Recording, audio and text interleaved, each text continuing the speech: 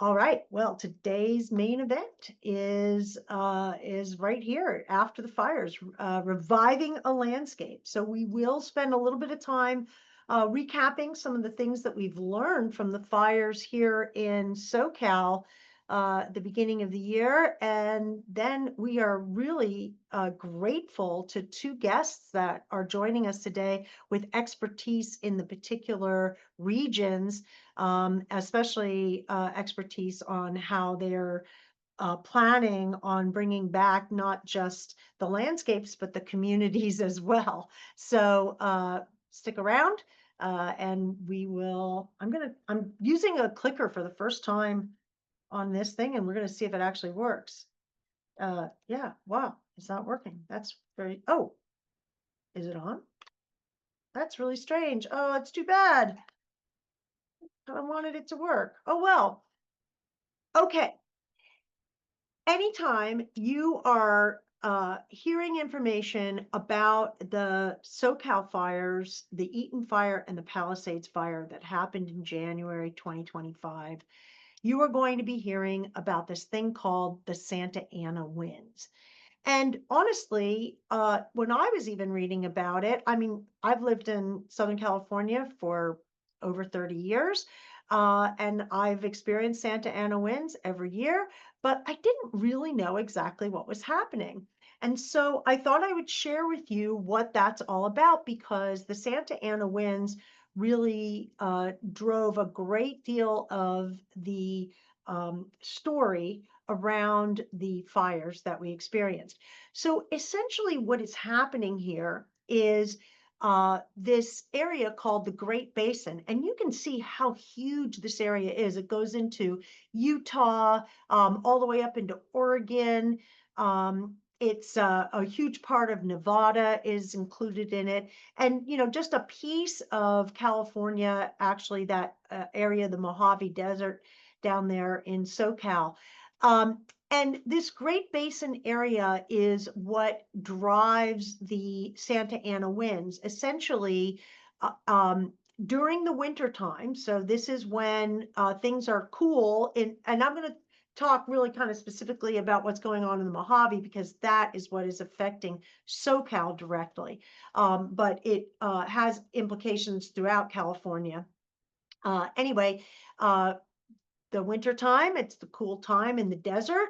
And so I wondered, well, how is it possible that we're getting these really warm, in fact, sometimes hot winds coming from inland? What is going on here? Well, what's happening is that cool air um, is flowing east to west and over the mountain passes. It's going over the Sierra Nevadas, and in our case down here, the San Bernardinos.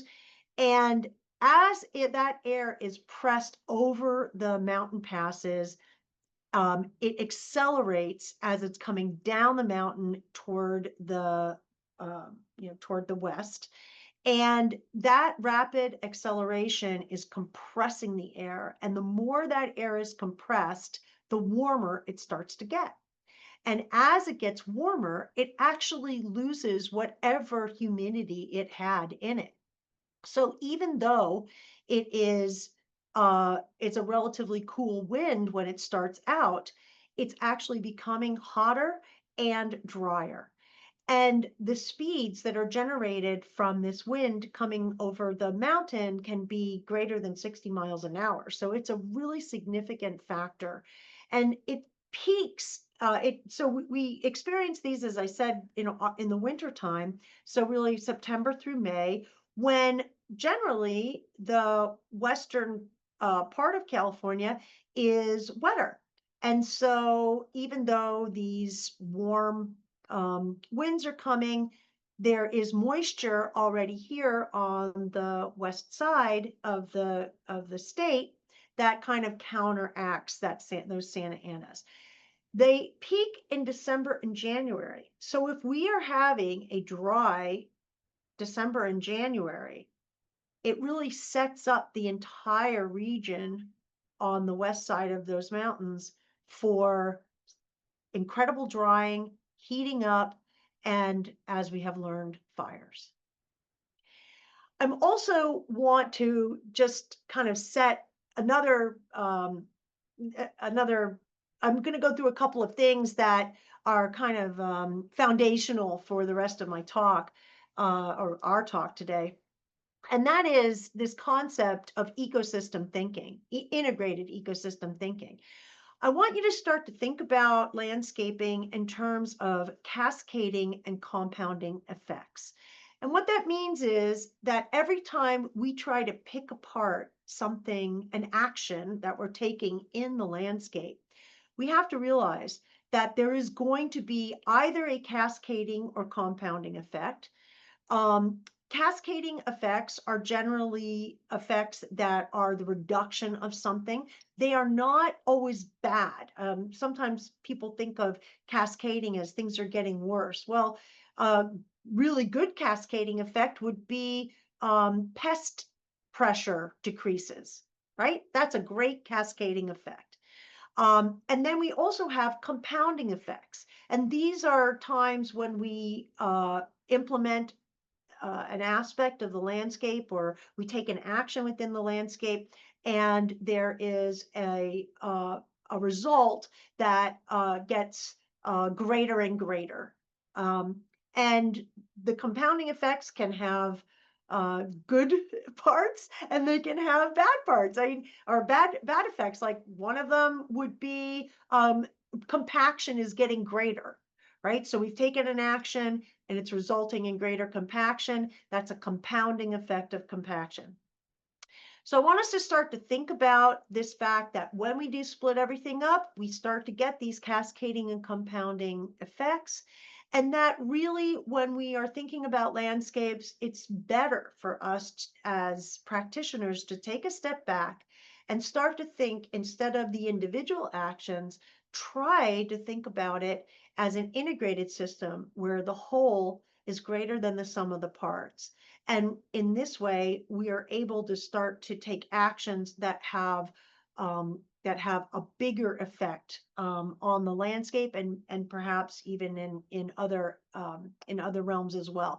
And so we're going to talk a little bit about that in a few sections, but I wanted to set us up, get our brains going in this ecosystem thinking. Also, uh, as with all things G3, we talk about the watershed approach. And the watershed approach is an integrated system. Don't forget that what we are really talking about here is how do we improve the cycling of water and the cycling, pretty much all of the natural cycles of the environment. But the water cycle is really integral to the watershed approach. This is allowing us to look at every single piece of land that there is and analyze where water is falling on it, uh, figure out what happens to that water. How do we actually improve the land so that that water is grabbed by plants and also directed into soils to fill up all the pores in soil that possibly can, so that our rivers and creeks and ultimately the ocean is getting clean water, that the soils are filled with fresh water, that our plants are able to access fresh water, and then they access that water in order to cool themselves off from photosynthesis. And this is a process called evapotranspiration, where the sun comes out.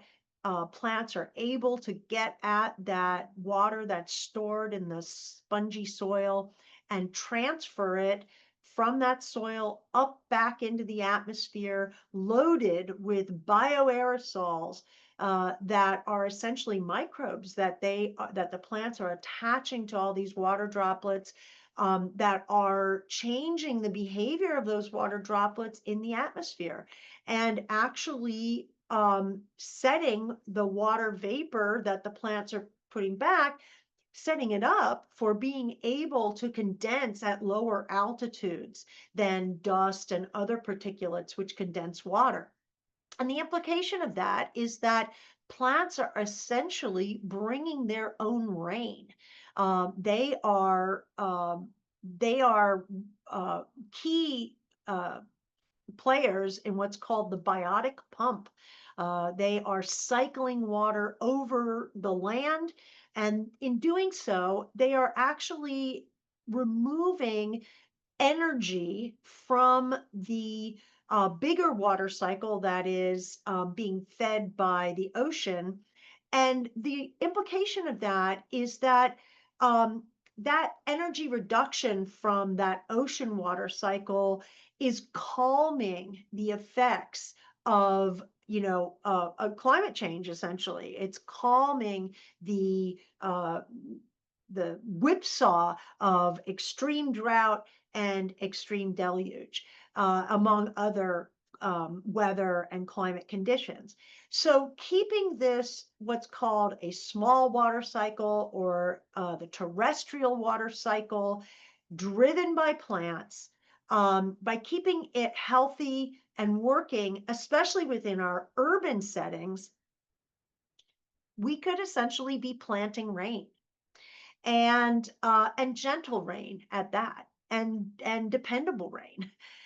So this is why we focus on the watershed approach, because really it is the key to our maintaining not only the beautiful Mediterranean climate that we live in here in California, for most of California, but also contributing uh, to reduction of climate whipsaw.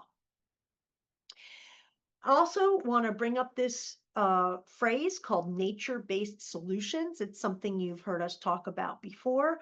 But essentially, a nature-based solution, it's not so much about whether it is pouring concrete or not. It's about whether or not it is building the water in the green water zone. And the green water zone is defined as the root zone of plants.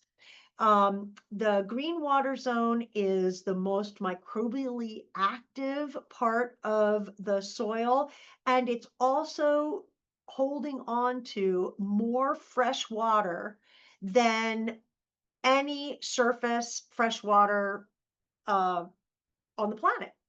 It is the water source for us. And when you combine it with groundwater, which is potentially deeper than the root zone of the plants, um, you are really looking at a really critical resource that is being actively depleted all over the world. So when we talk about nature-based solutions, we're really talking about how do we get more water to be stored in the soil. And if you think about that biotic pump and about the whole watershed approach, you realize, yeah, we have to have water in the soil in order for that whole climate mitigation activity to be taking place. So that's why we really want people to focus on nature-based solutions.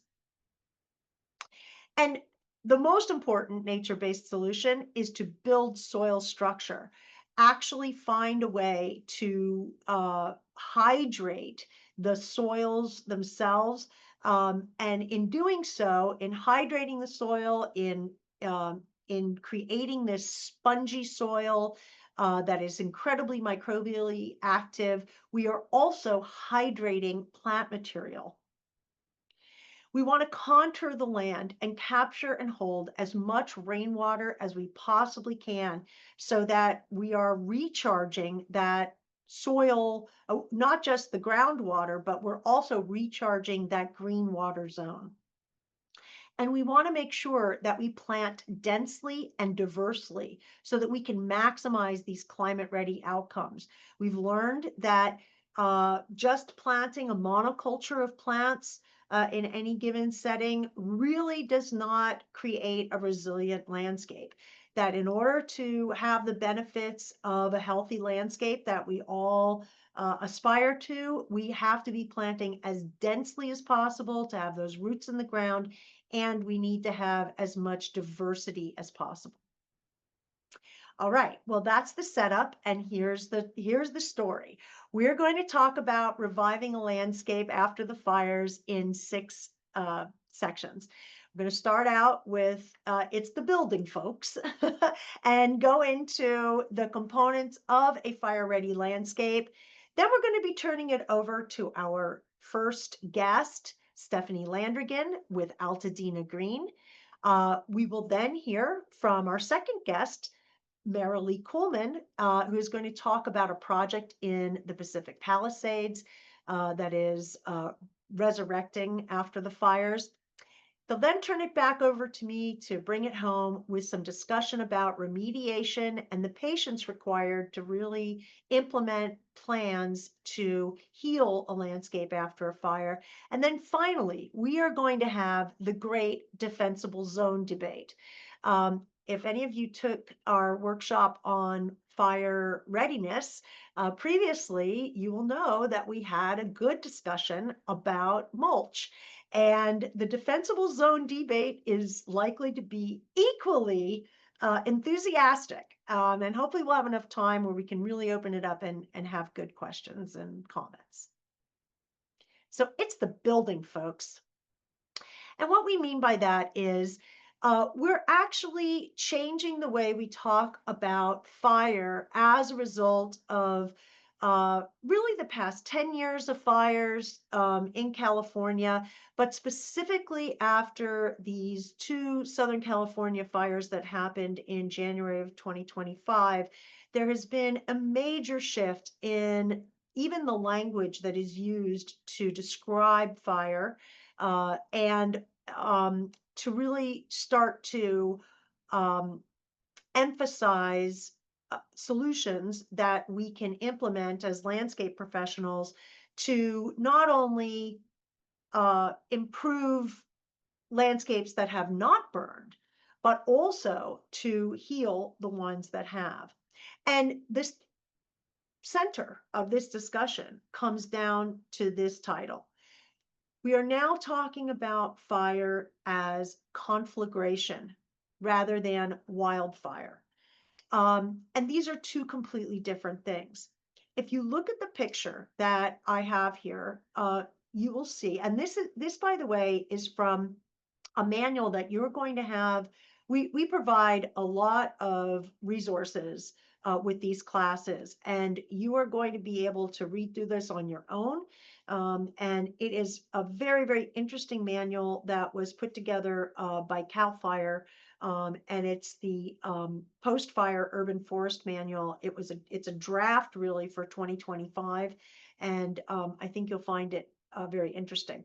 But anyway, if you look at this picture, you can see that there is more of an understanding, and this is, of course, after the Lahaina fire, after the fires in Northern California, the fires that have been happening in other parts of the country, even that have been geared more toward urban areas instead of just what is called the wildland urban interface. You know, previously we talked about fire in these environments, and we used this term wildfire or wildlands fire. And that really doesn't describe what has been happening, and certainly what happened in January. What happened in January was we had an urban fire. It came to us from that wildland urban interface, but the fire itself really didn't have that many characteristics of what goes on when chaparral or prairie or even forest burns. It is a very specific type of fire, and the things that drive it are different than what is going on when what we call the wildlands are burning. And in the case of the Eaton fire and the Palisades fire, the two that happened in January, there was a uh, real effect from those Santa Ana winds. The Santa Ana winds were driving not just a very, very rapid growth of the fire, but it was accelerating the intensity of the fire as well in very early stages. And you can see here that the Eaton fire actually burned 96% of its total land area in the first 24 hours. So it blew up. And the same thing with the Palisades fire. 70% of the total land area that ultimately burned happened, was consumed in that first 27 hours. So what was it that made it different, from what we're going to call a typical wildland fire? Well, first of all, the Santa Ana winds kept the firefighting crews, the aerial firefighting crews, grounded for a period of time. And so that was definitely an issue. But also, the fire burned into these communities that were super dense with housing. They had these interconnected fuels like fences and vehicles, sheds, ADUs, and many of the buildings had been built in the 50s and 60s, and they didn't have the hardening that a lot of the more recently constructed buildings have. And so they would not have even been able to withstand fire of less intensity. So they were super vulnerable, and that vulnerability of the housing stock actually made the entire communities vulnerable. And so that's really the difference between an urban conflagration. It's houses burning. And you can see by this picture from the Palisades fire, it's not about landscaping. Because if you looked at a place like this and ask yourself, would the same thing have happened under these conditions? There are no plants here. And the answer is probably even worse, because as it turns out, and we're going to discuss, the plants in this urban environment actually fulfilled a role that was surprising to many. Not to us, of course, because we're landscape professionals, but to people who deal with fire and who deal with building. They were surprised to find out that actually having plants in the environment created a buffer to the fire. And in some places, it actually really was the determinant of the outcomes of whether or not a home burned. But if you look at a community like this without plants, it would be very hard to distinguish it in a conflagration from this, which did have a lot of planting. In fact, in a conflagration or an urban setting, 90% of the homes are burning due to these wind-borne embers called firebrands. And they were being born on winds greater than 60 miles an hour. In some cases, it was 80. I've heard 100 thrown out. But no matter what you're talking about, I mean, 100-mile-an-hour wind is an I think it's an EF2 or an EF3 tornado. So, that's a pretty serious situation. And it's the firebrands that are getting onto these structures and burning them. So we really have to start to remember that because the homes are burning from the flying embers, in the discussion about how we deal with this, we shouldn't be starting in the wildlands. It's not the wildlands that are the issue. It's really the houses that are the issue. So let's start at the house and start looking out from the house into the wildlands and kind of redefine the way that we differentiate between that wildland ecosystem and the landscape ecosystem. So this is something called home hardening. And as landscapers in California, we actually have a lot to say about the exteriors of homes. So in the case of roofs, this is the number one place where embers are able to access homes. And actually here and vents, which you'll see in a second. The first recommendation is that highly combustible choices like shake roofs and so forth need to be changed out for Class A rated materials. Well, what are Class A rated materials? Here are some of them. The best ones, of course, are metal, although not aluminum, but standing seam roofs are really the best choice, and concrete tile. These are the two best. Behind them are slate tile and clay tile. And the reason that the slate and clay are a little bit behind the concrete tile and metal is because there are when you see clay tiles usually implemented, it's often as Spanish tile instead of the flat kinds of tiles. And they do require quite a lot of expertise to install properly. So in terms of ease of installation, the concrete tile and the metal tiles are the best. But when you are dealing with clay tiles, you need to be thinking about the gaps that could potentially create places for embers to enter the home or get onto the roof structure. Many of these clay tiles that have this contour to them actually are places where birds and rodents can get in there. They can deposit materials. All kinds of debris can even just blow in there. And that becomes tinder during one of these fires. Just one ember has to get in there and it can burn right through the roof membrane and, into the home.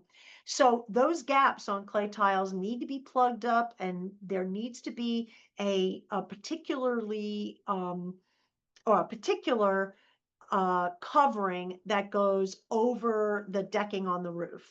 And in order to make this a truly fire resistant solution. And of course, with clay tiles, but really with any kind of roofing material, there should be regular inspection and maintenance. Boxing in the eaves is another place to make sure that you don't have firebrands that are nestling into your attic or into the eaves of your home. And it's so easy to box them in and use, again, fire resistant materials. There are woods that are fire rated, and they're perfectly fine for boxing in the eaves. Here's something that is a pet peeve of mine and has been for the 25 years I've been doing this, and that is metal flashing. When your roof is installed, there needs to be a drip guide that is installed on it and a metal flashing that comes down and really kind of covers the place where the roofing material is meeting the roof deck. This is designed in a very particular way, not only to shed water, which is, of course, pretty critical, but also to keep embers from being able to get in there and keep rodents or insects or really anything from getting in there.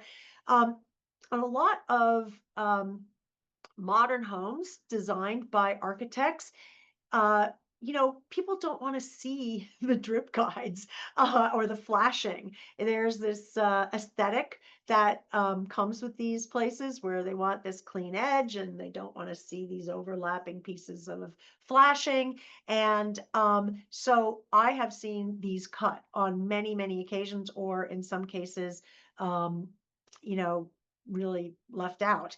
And that's something that you want to be on the on the lookout for. And you can definitely influence your clients with that kind of information because this is a critical piece of home hardening. Also, if you have gutters, you want to make sure that they have some kind of gutter guard on them to make them easier to keep clean. And that's also a good thing for your rainwater harvesting. Vents. Vents and roofs, roofing material are the place that most of these fires get going. And so covering your vents with a 1/8 inch or finer metal screen, and it has to be metal, not a metal covered in plastic that's going to melt and catch fire.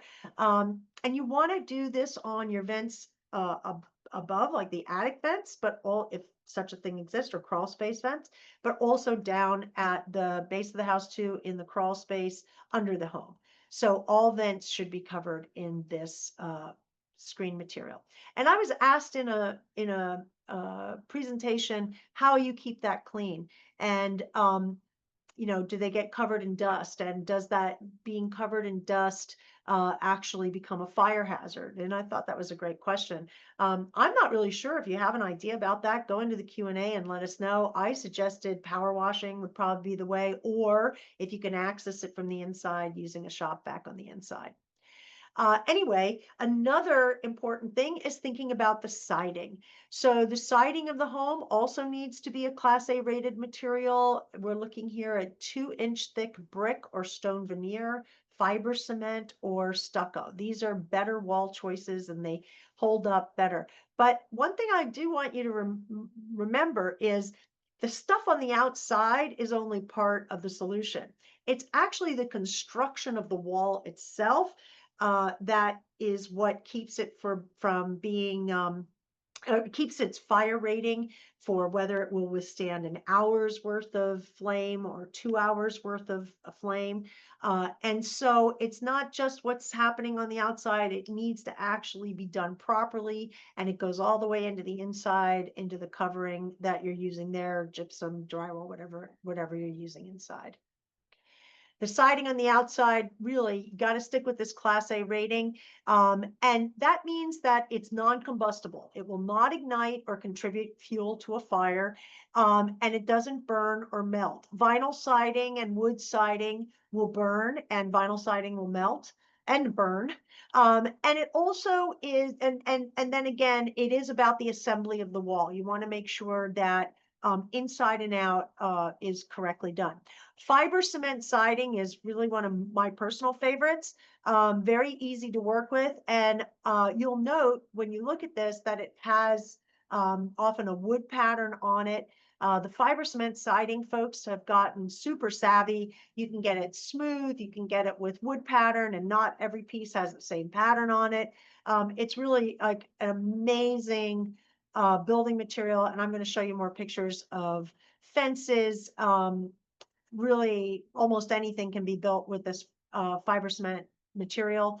And I highly, highly recommend that you just stop using wood for building, for building your fences.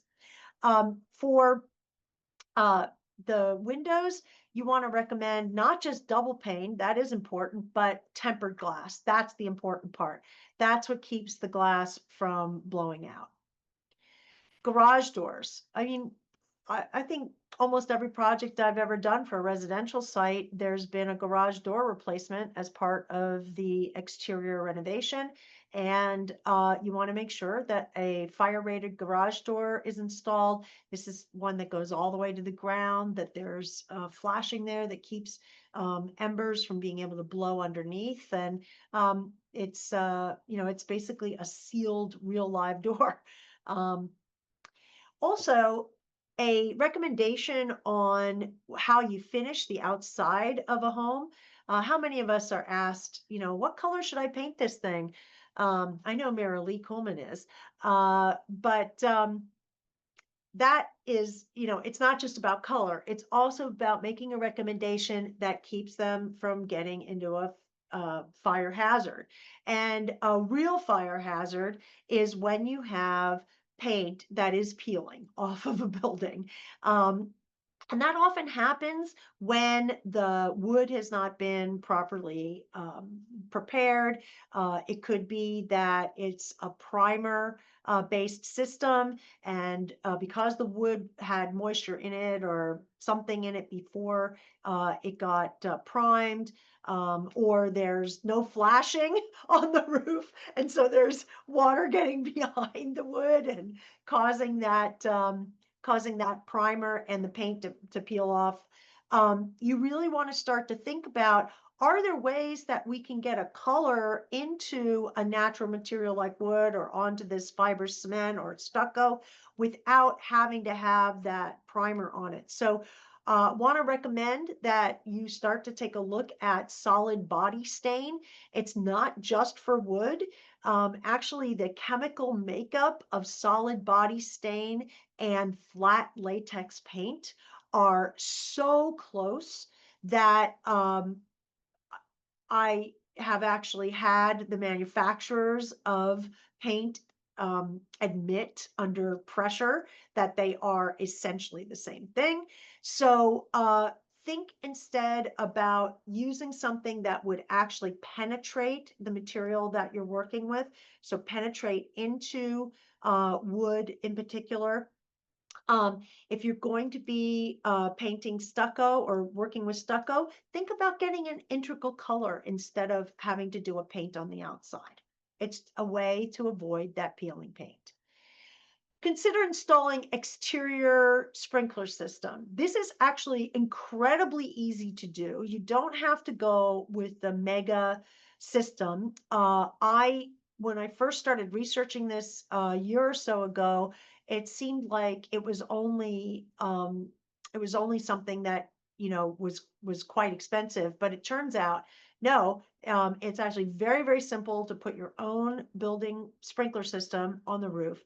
One of the things that you do want to think about, though, with installing a sprinkler system is what is the water source?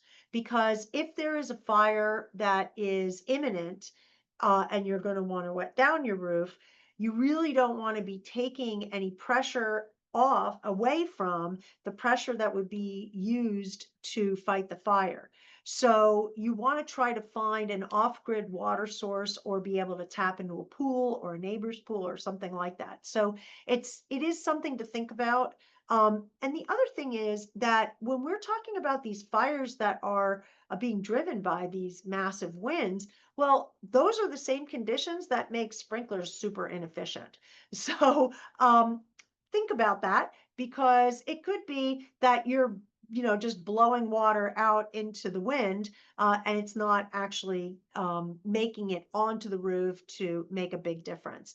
But it has been shown in studies that applying moisture into the environment before the fire itself is a legitimate way to raise the humidity, even though these are incredibly uh, desiccating events, that are drying things up very, very quickly. Having that extra moisture has been shown to be a benefit. And I will admit to you that even with two homes that were hardened and that were, designed with fire in mind, both of these structures succumbed in the Palisades fire, to the point where I couldn't actually even figure out where the lot was. And the reason is that when you have a situation where homes are only separated by 10 feet, when one of those structures is engulfed in flame and there's a downwind structure from that, the downwind structure will not survive. That 10 feet is not a sufficient distance. But if that separation is expanded to just 20 feet, it can actually really raise the survivability of the downwind structure. And then in that case, having a structure that is hardened makes the difference. As you can see in both of these cases, the buildings that are in the neighborhood are closer than 10 feet or within that 10-foot range. And so this is primarily why the Palisades fire burned so rampantly in the flats. All right, let's talk a little bit about how we create a fire-ready landscape. And I hope you're asking questions and engaging in conversation, because I can't see any of that here. The most important thing for us to remember is that chaparral is not an urban landscape. Chaparral is an ecosystem. It's a natural ecosystem. It covers much of California, but it is distinct from what we call urban landscape. In the urban landscape, we really need to focus on how do we keep radiant heat down, because radiant heat, which is essentially there is something burning near our structure, and that burning is creating so much heat that the structure catches on fire. And this is, again, that discussion about being separated by 10 feet or being separated by 20 feet. The radiant heat is going to be so much greater in an area where you're only separated by 10 feet. It's very difficult for downwind structures to survive that radiant heat. The other thing that we need to be really considerate of is what's called direct flame contact. And this is essentially called a continuity of fuels.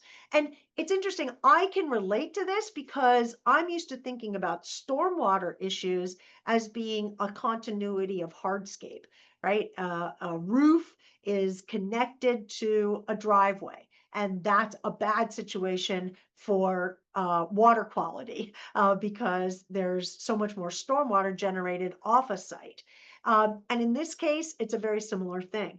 Continuity of fuels is when you have things that can burn that are actually connected to each other. And one thing burns, and then it actually leads to the burning of another thing. Now, um, the direct flame contact is something that is really being uh, discussed, and the science on the direct flame contact and the radiant heat to a certain extent, but the direct flame contact in particular, the science is really trying to catch up when you have a living thing that is in contact with a dead thing, essentially a building, and how do those two things actually interact with each other. So stay tuned. There's more to talk about. But those are the two key things that we really need to think about. The embers, we can't really control that very much. There are some things we can do. I'll talk about it in a little bit. But for the most part, that's happening. The wind is going, stuff is burning, embers are floating, and not just floating, they're being driven. That we'll do the best we can. But direct flame contact and radiant heat, we can control, or we can make a dent in.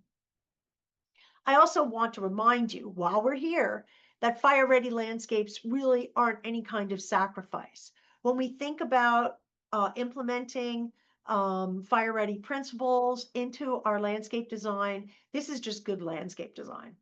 And that's a shift from the way things have been discussed, where fire-ready landscapes had been thought of as being, oh, you can only select a certain plant. It has to be a moonscape around a home, and so forth. That really didn't feel like good or appropriate, landscape design. That felt like a sacrifice. But what we are learning now, as we actually see these landscapes interact with structures in urban settings, yeah, the landscape design is just really good design. And we shouldn't have to deviate from our intent to implement the watershed approach into the landscape while taking fire into consideration. One thing that we want to be, again, and this is the whole idea of connectivity of materials, we want to make sure that there aren't dead and flammable things that are up against our structures. So where that might apply to a dead tree or a dead shrub or something like that, it certainly applies to storage like this, where people store wood, or they store pallets, or they store, I've seen all kinds of things stored under homes, around homes. Paint cans. That's one of my least favorite things to discover under a home. But sure enough, paint cans are often there. So yeah, none of that.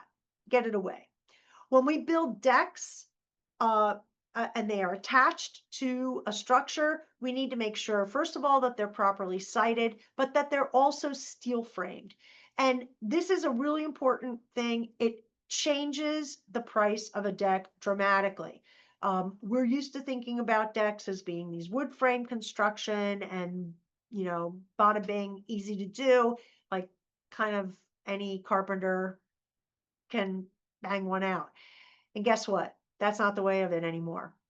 Now we need to be thinking about having them steel framed, having them sited properly, the correct distance off the ground. If they are off the ground, we want to make sure that the material underneath those decks is as inert as possible. So gravel is a good choice, but actually hardscape is even better. So some kind of a patio, or having the area underneath the deck boxed in by a material that is a fire resistant material.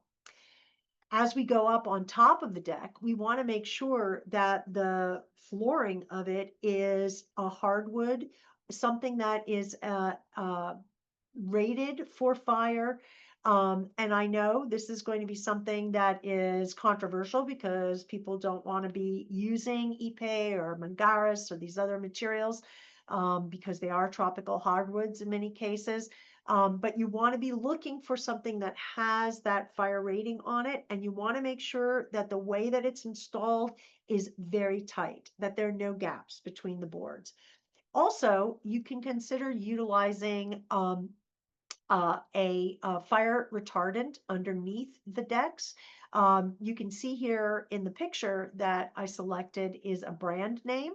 And if you actually use a search engine for fire resistant materials for underdeckings, you will find not just paint types of materials, but also things that are more like a foam. Also, think very carefully about things that are going to be overhead. Again, in lots of cases, as contractors and designers, we're able to think about doing all kinds of overhead structures. It's a very elegant thing. Listen, as a design consideration, I think it's really a new thing for me to think about putting a gathering area, dining area away from the home. I was always pushing them as close to the home as possible because I wanted to have my outdoor kitchen there. I wanted to be able to very easily go from being in the home out to the gathering and dining area, making it kind of like an outdoor, an outdoor extension of the home. And while that may still be our objective, and we can use materials that actually will make that something that we can do, if we're building out of wood, we really should be thinking about being away from the home. And the recommendation for wood construction is like 30 feet away from the home. So these might be things that you really can't, that you can't build like that anymore. If you are going to be making patio covers, you want to be sure that you're utilizing ignition resistant materials. I mean, for the most part, these are fire rated woods that are appropriately finished so that the coating on the outside is something that also is fire rated, or metal structures. You really don't want to be using fabrics. And I mean, it's heart wrenching, right? Because we all grew up with in terms of design, with that elegant Mediterranean swag of fabric that is over the dining area. And yet there's no surer way to burn things up than to have a big piece of fabric hanging out, attached to the house. You want to make sure that you're not using plastic ties or having any kind of plastic involved in the structure.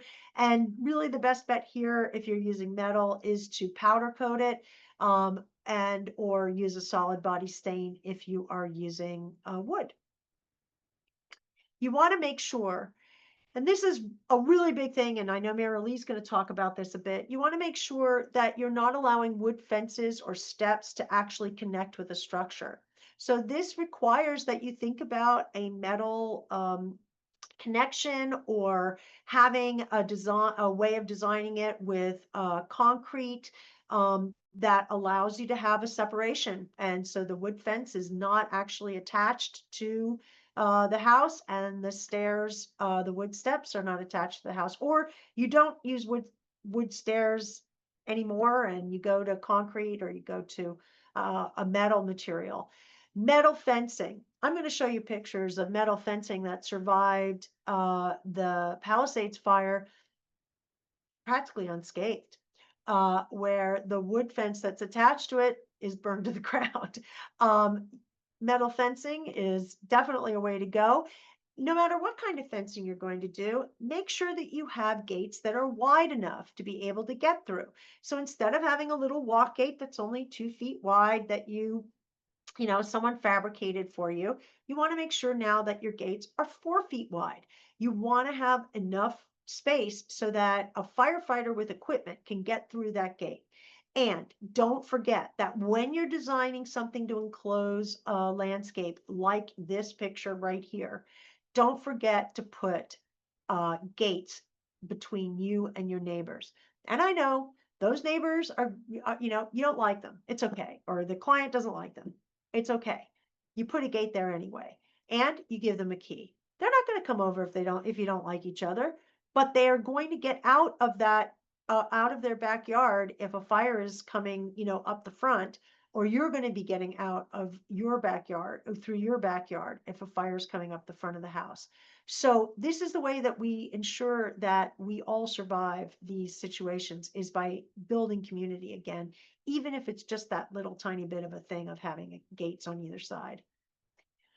I spoke about this before and want to again highlight the beauty of concrete fencing. Um, you know, it it's one of those things that when you see it in the showroom, you can't imagine that you ever stooped so low to pick something so ugly. And yet, when you put it out into the landscape and you realize, oh, this will take a solid body stain, so I can paint it really any color. Um, and it does really look like wood. I mean, that is a concrete fence on the right-hand side. And then the thing in front of you is actually a cement board. It's that fiber concrete or concrete fiber uh, siding material on metal posts, uh, making a fence. So this is not a wood fence attached to the structure or attached into the block wall that actually extends beyond this concrete fence. Also, notice the eaves are boxed in on this house. And here's what that cement board can look like. It can, as I said, it can be smooth, so it's more of a kind of contemporary material, or it can have a stamp on it. Welded wire mesh and chain link are perfectly reasonable fencing materials. They do the job. Galvanized metal and stainless steel will hold up better. 9 gauge is sort of your minimum. This you want to make sure is either hot dipped, that's the galvanized, or hot dipped and powder coated. That's actually that's something that'll hold up even at the beach. You really don't want to be painting these materials. The paint usually peels. So powder coating is the way to go. Try to keep your openings at 2 inches or finer. Metal posts, of course. And also, you're not going to be weaving any plastic privacy slats in there. Here's one that we learned from the Eaton fire. Make sure that your gas shutoff valves are easily accessed. Especially if you have something like this, outdoor kitchen, outdoor patio with a fire pit, you want to have master gas shutoffs that, very quickly things can be turned off. And this is something that uh, some people experienced in the Eaton fire, not being able to access their gas shutoffs, and it can lead to more fuel, so to speak, on the fire. And then another thing to start to consider is, if there is a pool or water feature on the property, how do we integrate that water into the firefighting and defense system? The simplest thing is to invest in a portable pool pump that has its own generator, and making sure that it's out so that the firefighters can actually access it. The other thing that I think Marilee is actually going to talk about is consider modifying the pool if and when you do a renovation on it, to have bottom drainage that can actually be a legitimate hookup for a fire hose. Make sure that you are thinking about the roofs and gutters. One of the delights of doing rainwater catchment is even into rain gardens is that you are always looking up onto the roof and always looking up into the gutters and the downspouts and making sure that they're clear. This is something that you get a double bang for your buck when you have gutters installed and downspouts, but make sure that they're free of debris. Also, make sure that there's no debris that's piling up against the walls at the base of the house. There's a very interesting video on the insurance um, industry's website that shows how firebrands actually form a vortex in the corners of buildings. So if you have a property that has any kind of like pop out, like a bay window, or maybe the garage is recessed and then the living quarters are forward a little bit and there's just a few foot jog in the building footprint.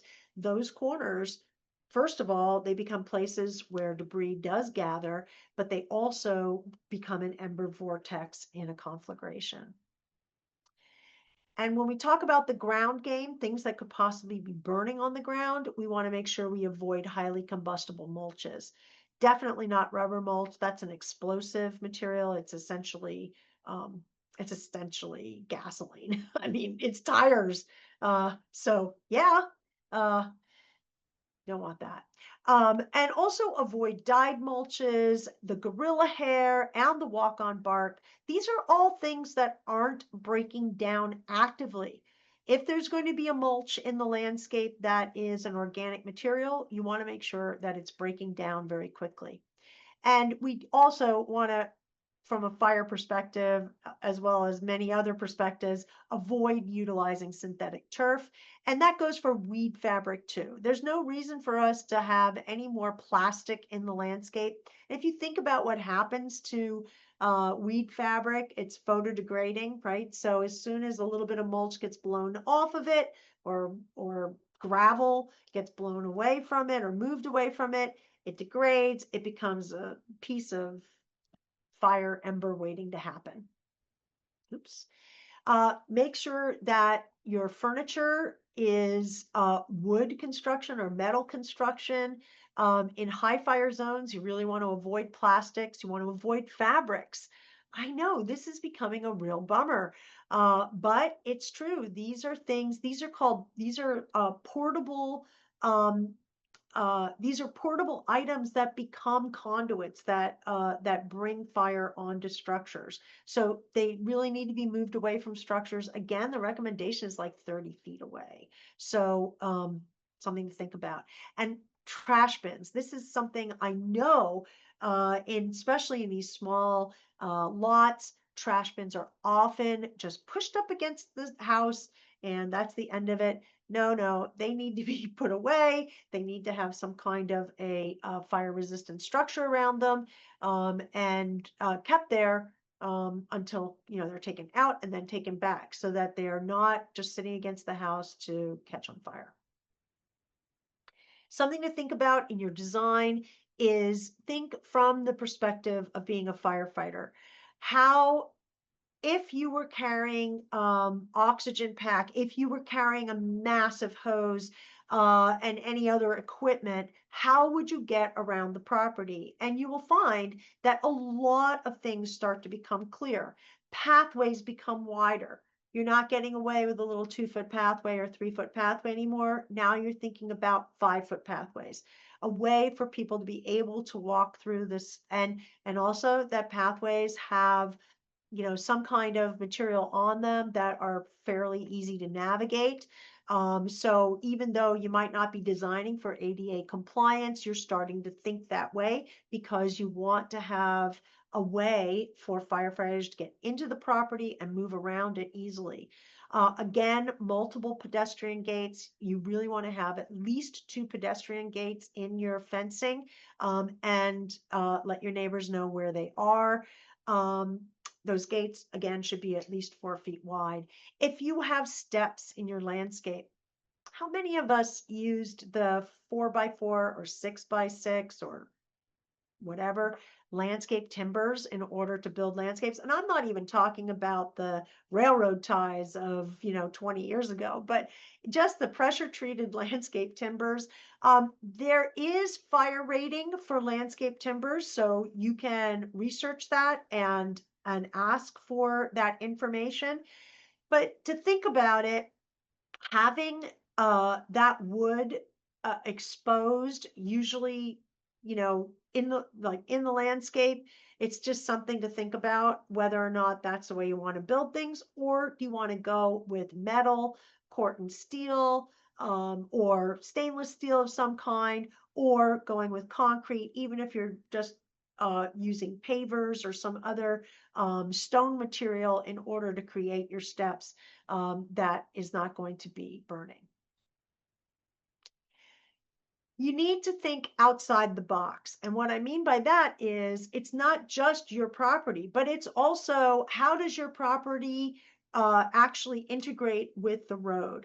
You've heard me talk before in the last court class that we talked about with fire readiness, that we want to make sure that we have a way to get around. So we, off-street parking, not parking on the sides of the roads, but certainly managing the vegetation. And this doesn't mean cutting it to the ground. This means making sure that it's open enough so that if a fire truck had to be parked there, it could get in there. So 10 feet on either side is really what's required on these things. And in terms of creating your planting palette, no matter how much you like the look of this Stipa tenuissima or Stipa, yeah, Stipa tenuissima, or I think it has a new name. I don't remember what it is. But anyway, Nacella tenuissima, as much as you like that, the thing on the right-hand side, and you're designing for a Whole Foods and you're not thinking about fire, yeah, don't use it. Stipa pulchra if you have to have something. This is definitely a plant that is way too aggressive for our urban environments. It gets out into that wildland, through the wildland interface into the wildlands, and it does become a fire vector. So we want to be thinking about the pennisedums and the cistus, and there are others. You can find them at Cal IPC. When we talk about mulch, and we can come back to this in the discussion, we want to make sure that we're looking at green-brown mulches. What do we mean by that? We mean that these are either composted mulches or they're mulches that have green material in them, so that they are actively degrading. We want to keep them small. 1.5 inches is kind of the maximum size, and kept at about 3 inches thick. In a fire zone, you really don't want to get any thicker than that. And you also probably don't want to get much thinner than that. Why? Because if you're getting thinner than that, your drip tubing is definitely going to be exposed. Again, it's all about decomposition.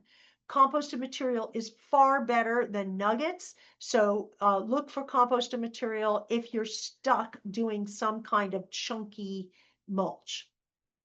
Fresh trimmings are really the best option that you can possibly use, and it would be a great way for us to be getting organic materials, keeping it in the community rather than allowing it to leave the community. Something to keep in mind is that even if you have like a fresh tree trimming like this, or it's called a wet mulch, a composted mulch, or fresh like this, the temperature above ground can get as high as 600 degrees. But this wet mulch will actually keep the temperature below ground between 1 and 200. And you may think, oh my gosh, that's still way too high. And it is, because microbial activity is definitely impacted when the temperatures get that high. But it's a lot better than having everything burn at a much higher temperature and potentially create smoldering situations and so forth. So this fresh tree trimmings actually is pretty much the best way to go, and having it break down to turn into soil is great. Here's a landscape. Again, Marilee will talk a little bit more about it, but I wanted to point out that the mulch did its job. It actually did burn off. Looks like it probably burned off pretty quickly. You can see that it did because you can see that the electrical wires for the lights burned or melted, and the lamp itself melted. You can see the little piece of drip tubing that's sticking up there in kind of the middle of the picture. That also melted, the part, certainly the part that's exposed here. But I want to draw your attention to the plastic bender board, which is not melted. And there are other discoveries at this garden, which Marilee will talk about, but I found that to be a very interesting thing. To me, that's an indicator that this did not get on the ground game, this did not get hot enough to really warp or melt that bender board. It is clear that hydrated plants in cooler soils are going to regenerate a lot quickly wherever possible. And in large part, that's because the roots themselves didn't burn. The top part got the radiant heat that scorched them or had them, what I call melt, die back, but the roots themselves were not impacted. And so, when everything was over or said and done, that rootstock was still there, still viable, and could put back plant material. And as you'll see in pictures, this is in 6 months. A lot of this plant material is just coming back, and that's because it was a hydrated landscape. But now what? I am going to introduce Stephanie Landrigan, who's going to take over the talk from me. She is I don't really know how to say this, Stephanie. I can stop share so that you can go ahead and pop on. MSPM and FASLA. She is the director of the landscape architecture program and the horticulture and gardening program at UCLA Extension. And her areas of teaching include natural systems design, which is really appropriate for us, green infrastructure, stormwater design, community facilitation, water conservation design and installation, and pollinator design. Previously, as the chief landscape architect for the Mountains Recreation and Conservation Authority, Stephanie worked for 9 years in the wildlife-urban interface in Los Angeles and Ventura counties, so she's seen her share of fires. Stephanie is one of the co-founders of Altadena Green, a fire response group working to save the private trees in Altadena, which we're going to hear about. And in February 2025, she supported the Blue Ribbon Commission on Fire Safety Recovery, initiated by Los Angeles County Supervisor Lindsay Horvath and UCLA Chancellor Julio Frank. Ms. Landrigan is the governor's landscape architect appointee to the State Mining and Geology Board, serving for her third 4-year term. And Stephanie is one of 2 Southern California Council ASLA directors. She's a registered licensed landscape architect in the state of California and a LEED accredited professional. She holds a Bachelor of Arts from the University of Kentucky in 3-dimensional design and a Master of Science in project management from University of, is it Washington? Platteville? Tell me. Hey, How Stephanie, can we hear?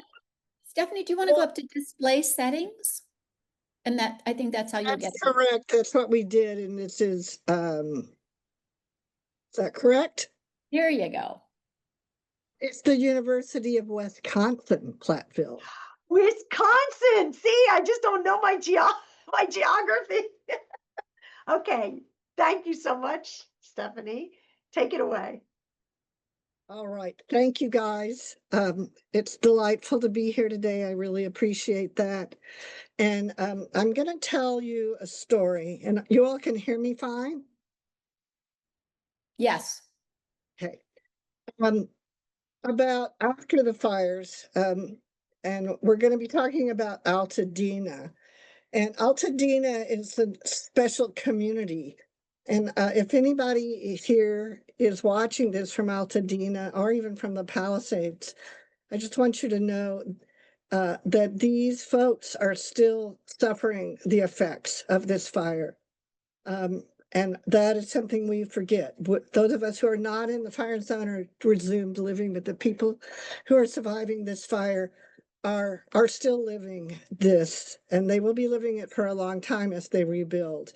But what I want to talk about is not just the human survivors, and I want to let you know my heart goes out to you, but to the magnificent trees that are really part of Altadena's past history and their terrific survival rate after the fire.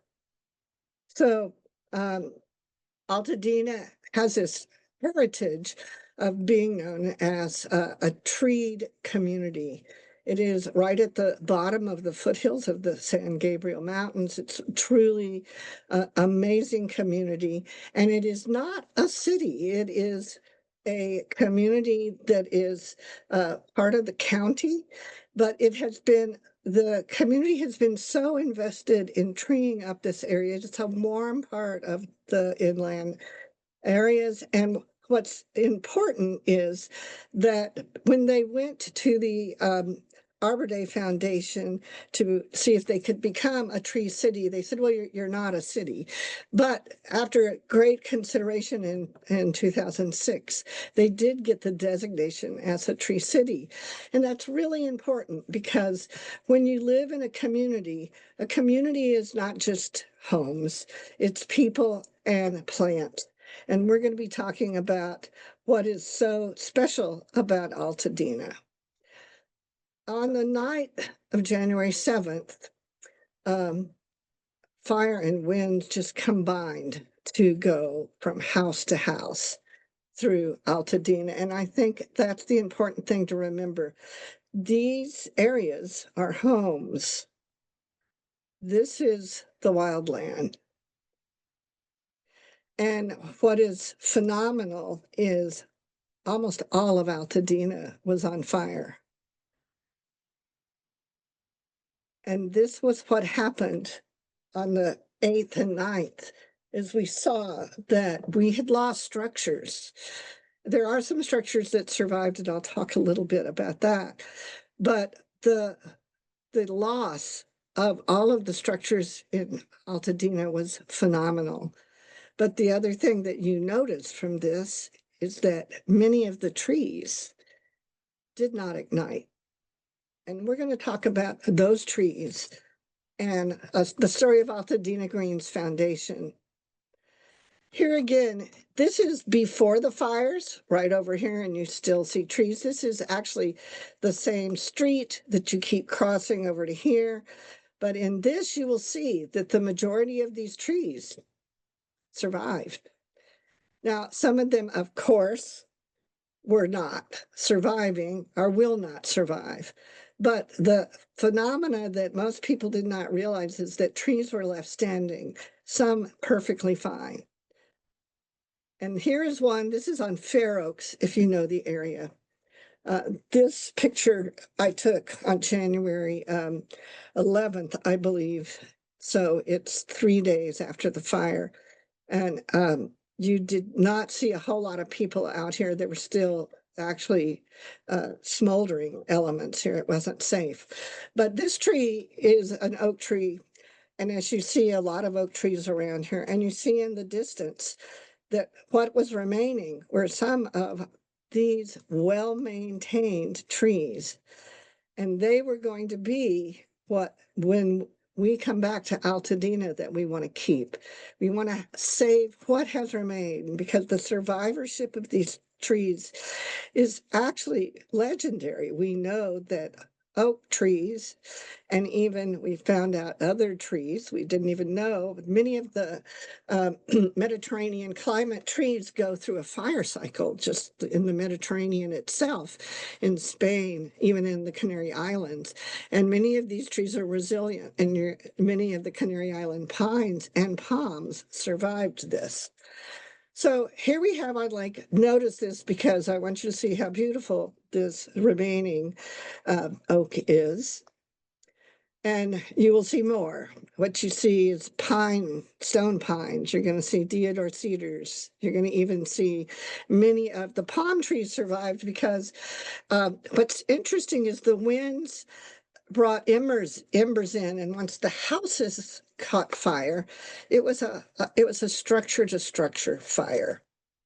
And that is a very important piece of information, as Pamela was talking about the definition of what happened. Is the Eaton fire was an urban conflagration.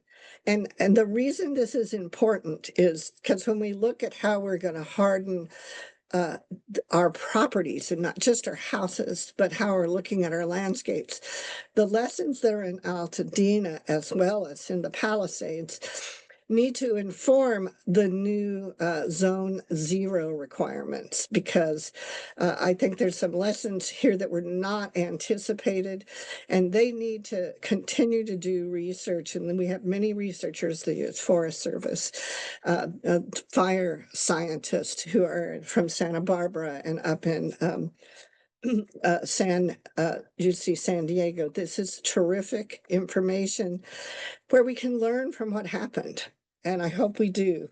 What I'm going to show you next is a picture that comes from the Safety Assessment Program. This is a program that goes in right after a fire, and it assesses what a structure is, whether it's going to be habitable, whether it's totally gone, or whether there are, something that needs some mitigation. All of that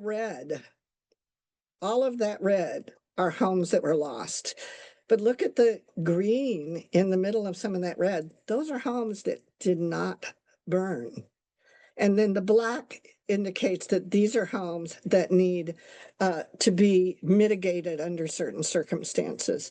It's a fascinating program, the Safety Assessment Program. It's called SAP, and it is the first responders that go out to see if human habitation can happen after a disaster.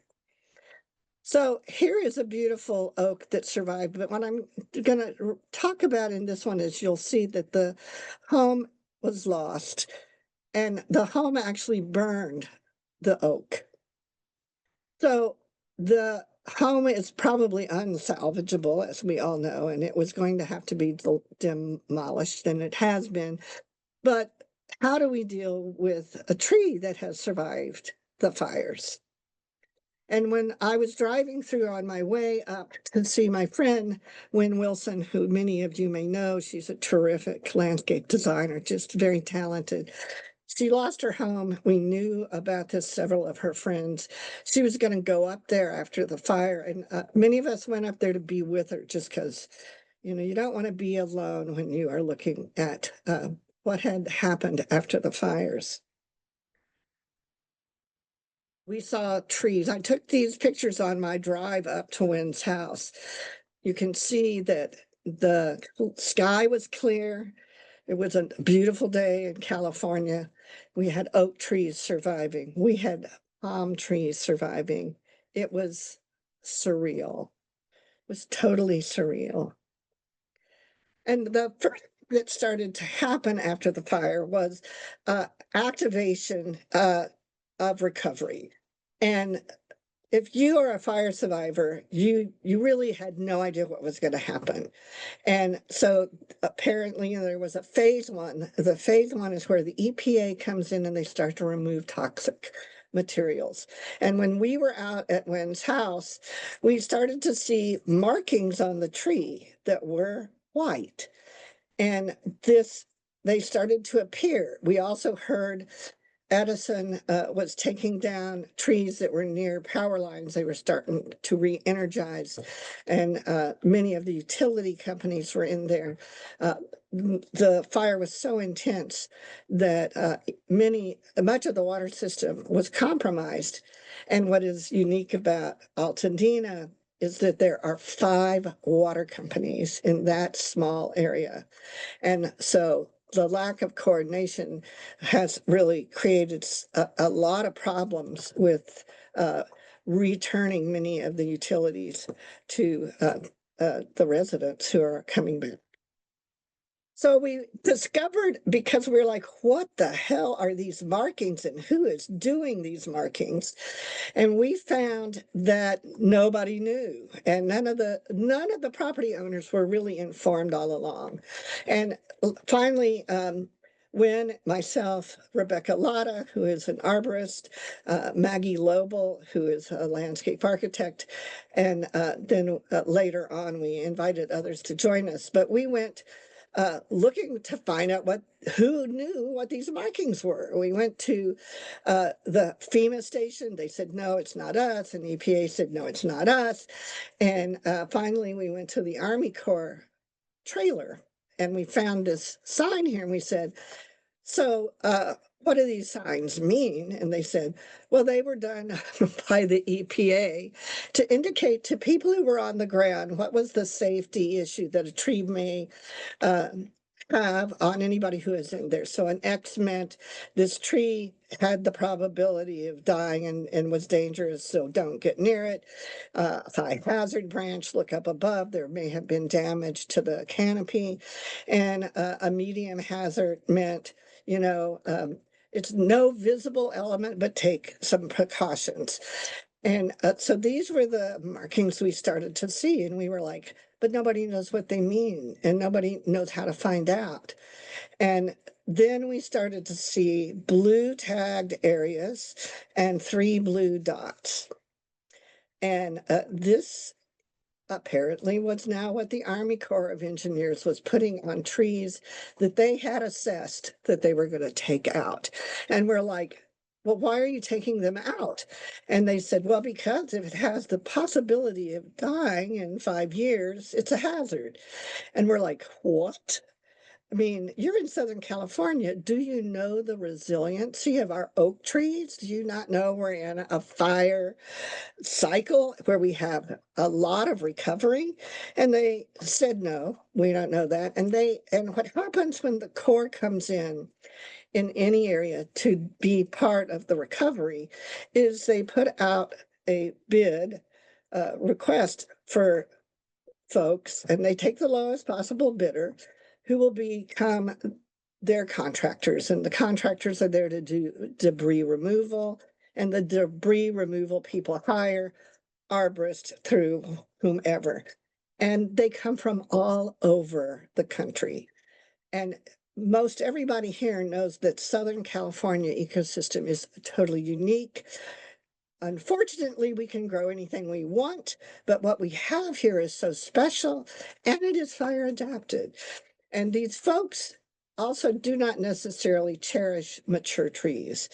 So we had arborists out here who were doing markings of what we called the blue dots of death. And they finally put this up, and the 3 blue dots of death indicated to whomever was the contractor who was coming after the demolition crew that this tree was theirs for the taking. And they put this skew on it, and they put a blue dot circle around it and the 3 dots. And so Rebecca Latta, who is quite an amazing arborist, and Altadena folks kind of got together, and Wynn and Stephanie and Maggie and Drew Reedy, who we had just brought in, who is also an arborist, and went, these trees aren't even dying. What is going on here? So what we ended up doing was doing a quick assessment of some of these trees, and they were mismarked. This coast live oak was actually marked as a Chinese elm, and that had the blue dots of death on it. And we found out that these contractors were using the white dot to assume this was a dead tree without doing any of their own assessment. And then we also, when we went to the Army Corps, I take, what is actually pretty successful. I took my banana nut bread to sit down with the Army Corps and go, what is going on? And they said, well, the arborists are assessing this. And we're like, they don't even know what the trees are. What is going on? We can't stand this. And that is what started to happen. Was we went around and we found several trees that were mismarked. This redwood tree cluster was marked for removal. It was assessed by Rebecca and other arborists to be fine. As you can see, it didn't even have the X. It had, this might be a hazard in the area. And we demanded that we have some discussions on this. So here you see we found out this meant that it was going to be taken out. And even though it had an X, it had not been assessed. So what do we do? Well, we considered ourselves first responders. We're out there, we're seeing this. Nobody's telling any of the property owners what's going on. And let's face it, everybody in Altadena was living somewhere else. Very few people had homes left, the same in the Palisades. And what started to happen once you sign your right of entry to the Army Corps to go into phase 2, you allow them to come in and they are going to do whatever they think is correct. And their choice is limited. The Army Corps can only remove hazards. They cannot mitigate a hazard or a risk. And that's an important distinction that was not being made to individuals. So if they had the blue dots of death, that tree was going out. Whether that tree just needed trimming to survive, or it had just a scorched bark, that was the limitation of what the Corps could do, is to take out risk, not mitigate risk. It's an important consideration. So we decided to create a group called Altadena Green. We did it probably in 2 days, and we have some pretty talented people. And we started to activate.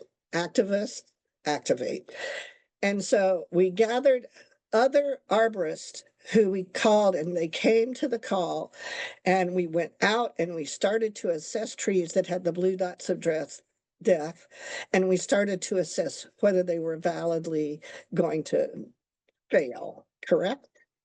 What we found was there was a lot of poor understanding of our trees. And we went to the Corps and we went, this is wrong. These trees are fine. This is all a person has left on their property. And you're going to take the tree away because you think it's going to die in 5 years. If you want to assume that risk as a homeowner, it's your right. And they went, well, no, that's just not part of what we can do. So what we said is your arborists don't have a clue what they're doing. They don't even know our species, any of the genuses, and we'll train them. So what we did, which is, I think, part of, sorry, let me see if I can go back. We said, we will train your arborist so they know what California arbor trees are here, and we'll also train them to be risk assessors. So along with UC Cooperative and Dr. Chris Shohan, we met with Tetra Tech's arborist and we did a 1-day training with them at no cost, because this is the right thing to do. And all I can tell you is things started to get better. But why save old trees? Because this is something that most people say, well, maybe it was at the end of his life. Maybe it's time to let it go. But mature trees provide far more than any new tree. So when you see these tree ordinances that say, yes, you can take out this oak tree as long as you put in 4 more 24-inch boxes, which is seriously a terrible equation, because mature trees in 1 year, an acre of mature trees, and let's face Altadena, not just oak trees, had so many mature trees that it was absorbing carbon monoxide, and it was also providing oxygen. And we all know that.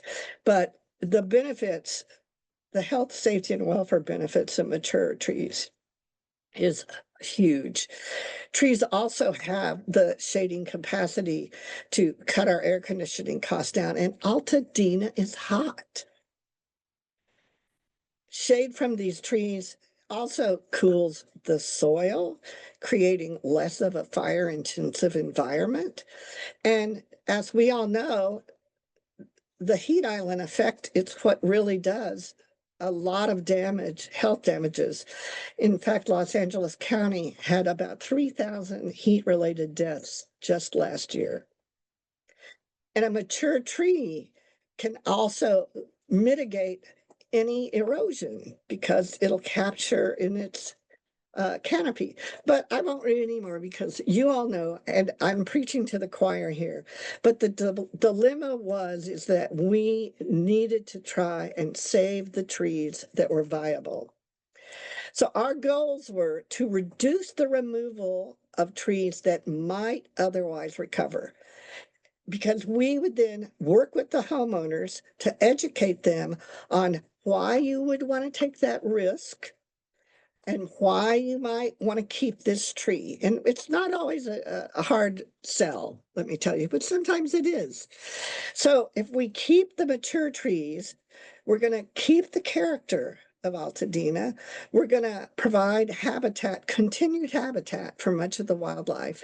And we're going to keep the aesthetic value of your property by helping you understand what you need to do if you're going to keep a tree. And there are so many instances in Altadena, and I have taken many, many pictures of the areas where the trees, the mature trees who are planted in mass, were vegetative barriers, ember captures, and protected the houses. They also, as we all know, many years before, we used to plant tree for windbreaks. Well, what are the embers being carried by but wind? And so you can alter the wind pattern with mature trees, and the embers can be collected, but the wind may go around it. And there's so many instances in Altadena right now where the wind that was coming from the east went around heavily vegetated areas, and behind it where there are no trees, there's very little that survive.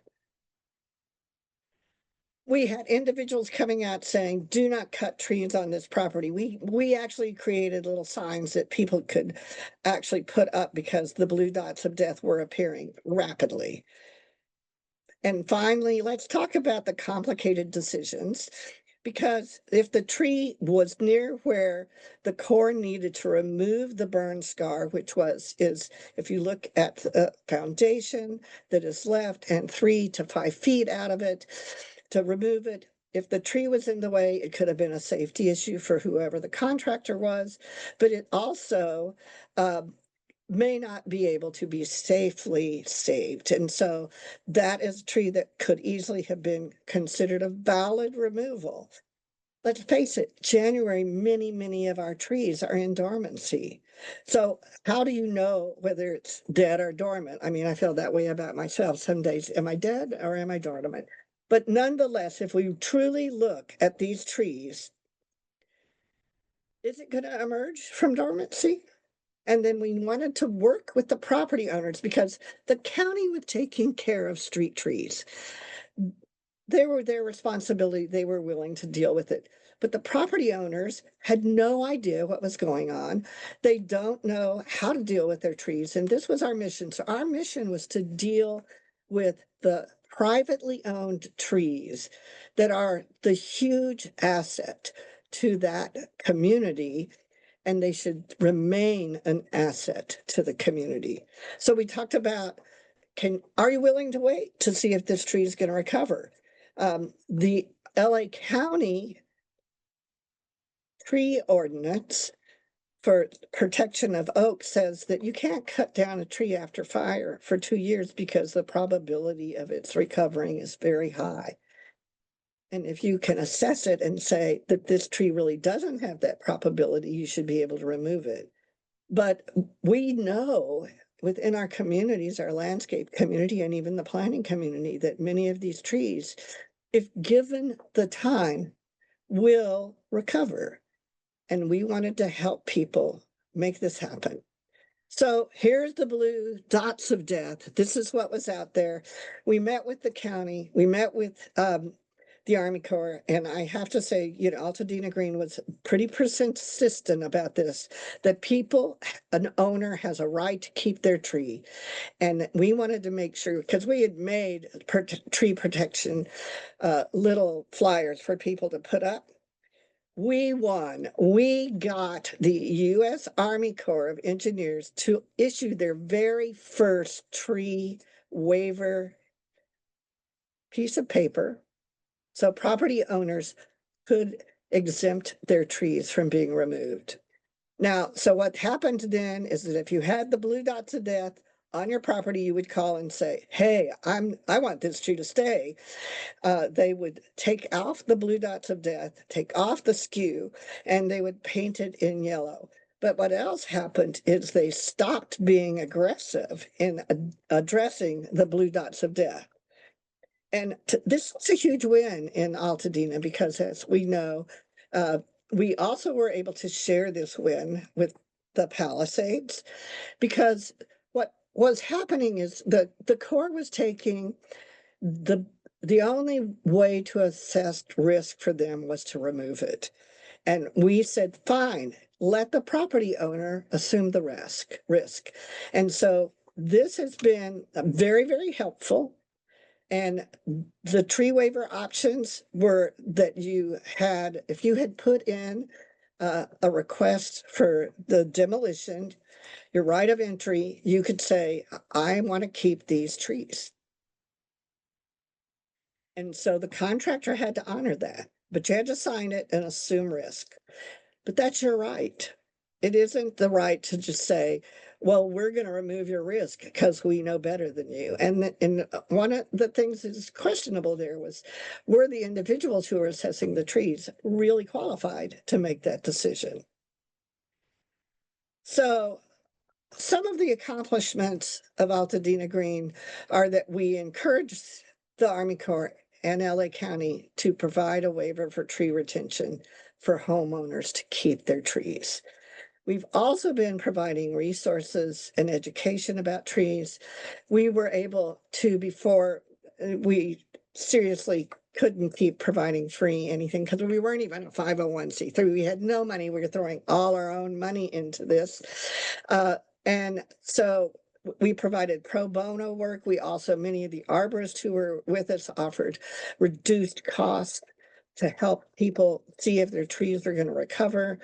And in that first 8 weeks after the fires, we were able to work with and to assist 60 properties. But we've also had terrific, I would say, press. So we are hoping that everywhere we go, we're able to better educate the homeowners as they go along in the recovery process. Instrumental in us educating the arborists was the UC Cooperative Extension.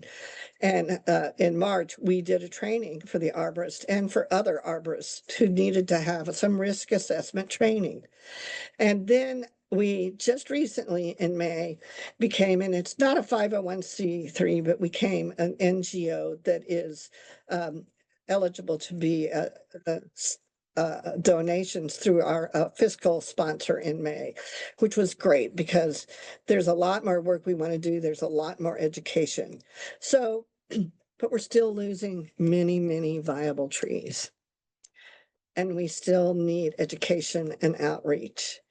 And the important thing about education and outreach is that as we have discovered, there are a change over of arborists, and these arborists all still need to be trained. And we're still seeing problems in there. And then there is also the the desire to try to protect somebody who they think don't know what's happening. And so some of these arborists encountering the homeowners say, well, you know, this is going to die in 5 years. And they're like, well, I don't think it is. And so this aggressiveness on some of these arborists has resulted in the loss of at least 25 more oak trees that were perfectly viable, ready to survive, had already been assessed by a paid arborist and not the Corps' arborist. And so, as you can tell, Altadena Green's job is not done. We are still having to work with the Corps and the Corps' contractors. So, but there is still hope, because some of Altadena's finest are still standing. And just yesterday, I took a reporter around to show her evidence of the vegetative barriers that are in Altadena that have saved homes. and that should be considered as part of the Zone 0 discussion that is going on. And here's the tree I talked to you about earlier. As you can see, it has been mitigated by appropriate tree pruning, and the properties have been mitigated by the Army Corps of Engineers. But this little coyote here, which is truly a cool little coyote, is a Halloween. It was left.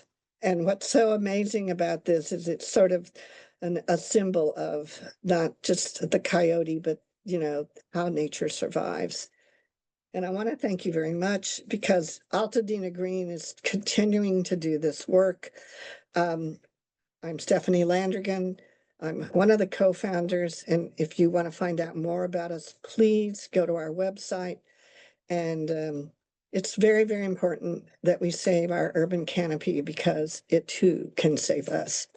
And thank you very much for your time.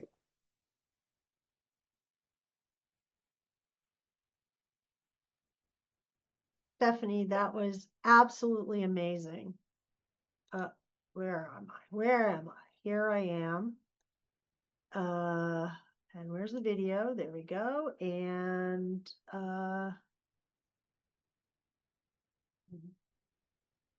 there we go. Thank you so much. I really appreciate everything you've added to this, and we could go on for another couple hours because it's fascinating, and hopefully we'll have a chance to do another update in a few months. We'll come back to this topic because it has so many layers to it, and we really appreciate your efforts and expertise. It's really great. Thanks for sharing with us. What we want to transition then to, after talking about Altadena, is a little bit about what went on in the Palisades. And before I introduce Marilee Kuhlman to you, I wanted to take you on a little tour of the burn area that we identified as really contributing to Marilee's conversation.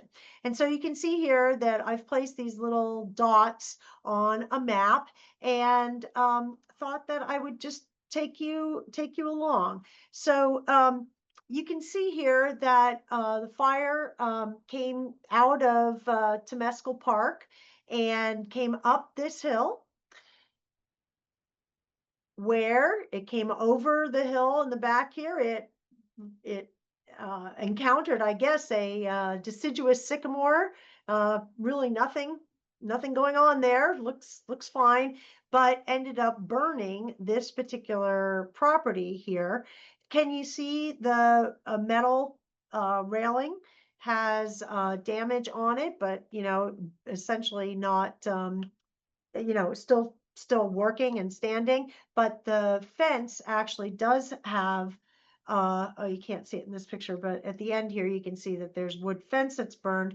You can see in the far left hand just the wisps of some material that burned, but the fire passed by this site, which has a very conspicuously planted 0 zone, which I thought was very interesting, and a lawn. But instead, it hopped over to C on our map and caught this pine tree on fire, which ended up falling in the blaze. And the embers from this pine tree flew across the street and out into a really big area. This whole corner, it went in all directions really. But if you can see across the street, there's a metal fence, a metal gate there, with a piece of a ficus hedge remaining. That is all that's left, because the embers are what ended up flying over all of that and going into the property and burning the home, also creating some damage on the house next door, but really taking out the home. Although you can see that there are quite a few trees that are in this area that did not burn. I don't know if this was continued on as a ficus hedge or what that was, but you can certainly see that the metal gate is still standing. So embers came across, burned this house, and now the fire goes down the hill on the other side and catches a two different paths. One catches some bird of paradise on fire, which ends up burning, but actually not burning, but singeing a neighbor's wood fence and taking the varnish off of it, actually. And it also same ember storm, but at the other side of the property, catches a melaleuca hedge on fire. And so you can see that is actually burning. And from that, the fire has come to the doorsteps of Marilee Coleman's project. And I'm going to introduce Marilee. I'll stop sharing and have her bring up her presentation. I'd like to introduce her. She's a native California and has lived and worked in LA for most of her life.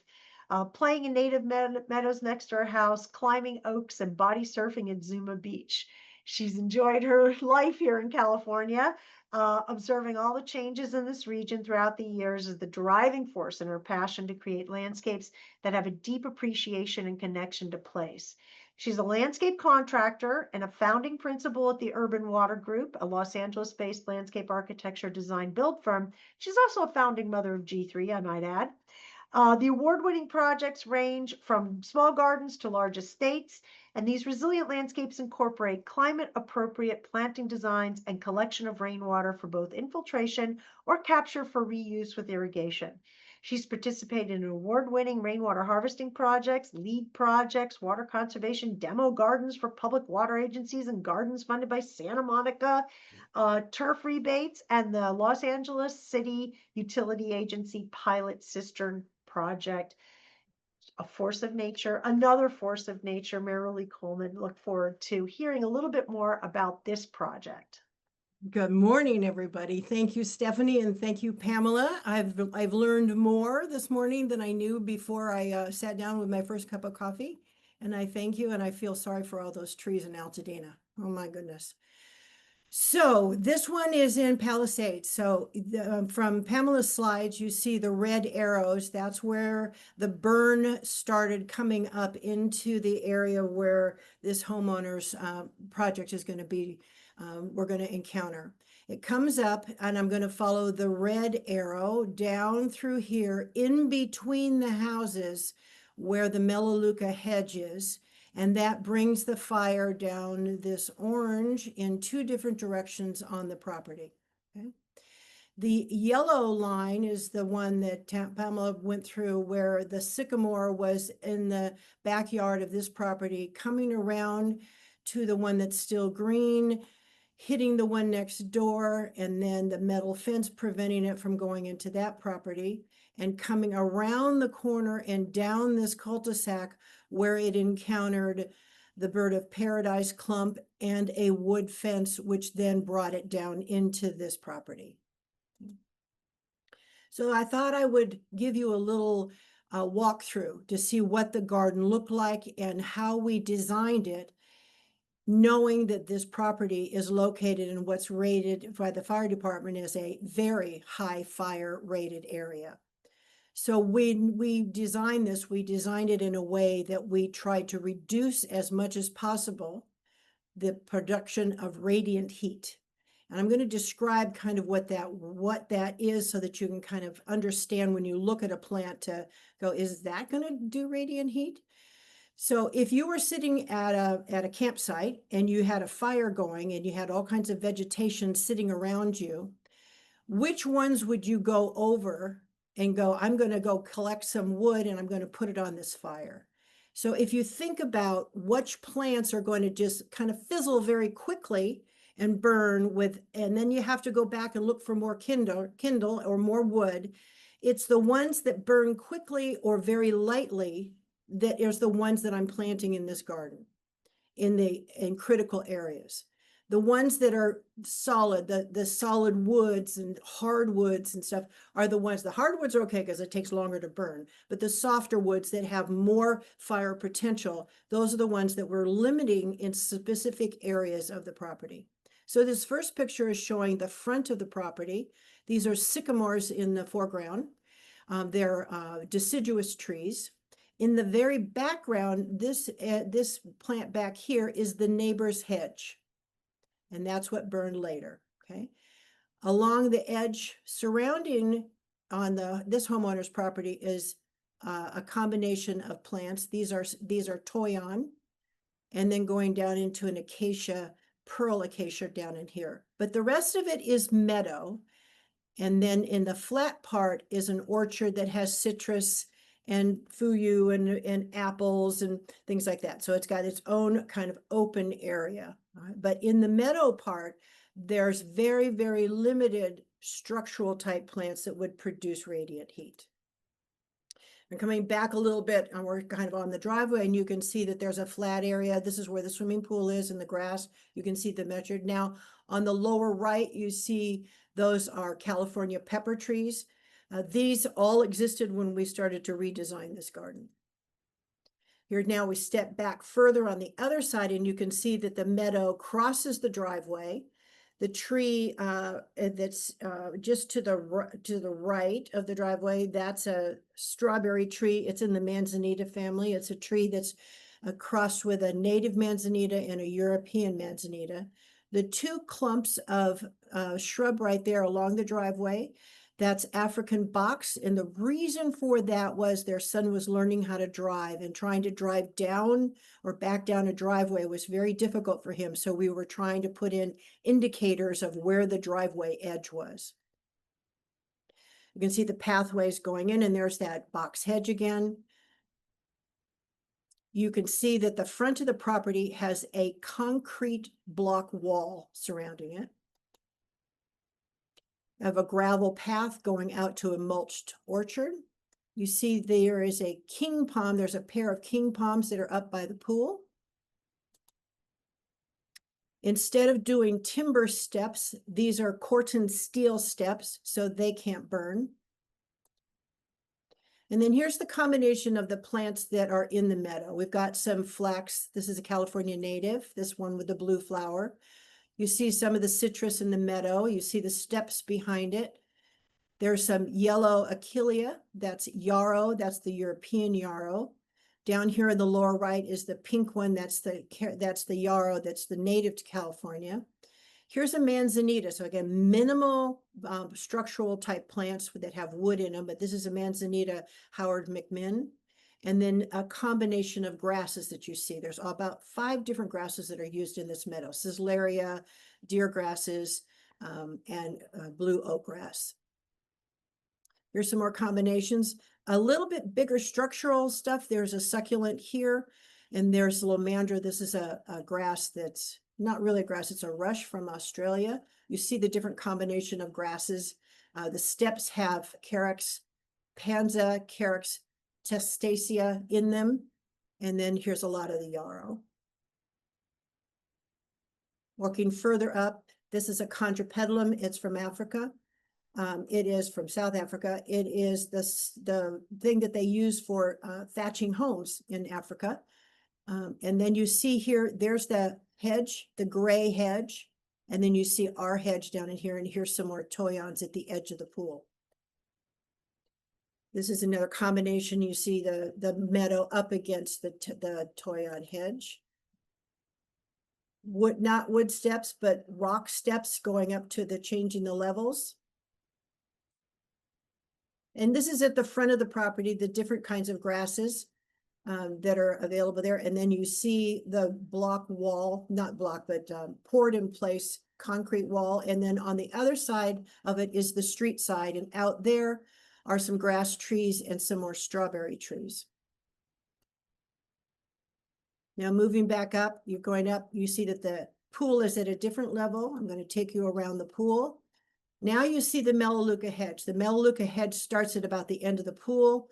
Right in there, that's the neighbor's property. there's about a 5-foot gap between another concrete wall and that Melaleuca hedge. Going around, the Melaleuca hedge continues. These a little bit of different green right here. These are they're smaller olives that we put in. These are fruitless olives that we put in, along with some planting along the side over here. But again, keeping in mind, careful of the structural type plants. Here's the lawn where they play football with their son. And then we're going to the top. Now the back proper, the part where the fire came around from the top, came from at the top of the steps up here. So we have a 5,700 gallon cistern for water harvesting. This one is a ironwood, a California native ironwood mixed with succulents. Here's a red bud with a red leaf. It's called forest pansy. And you can see it's meadowy, but there also is some shrubs in here that could produce radiant heat. You see right here, there's a sycamore here.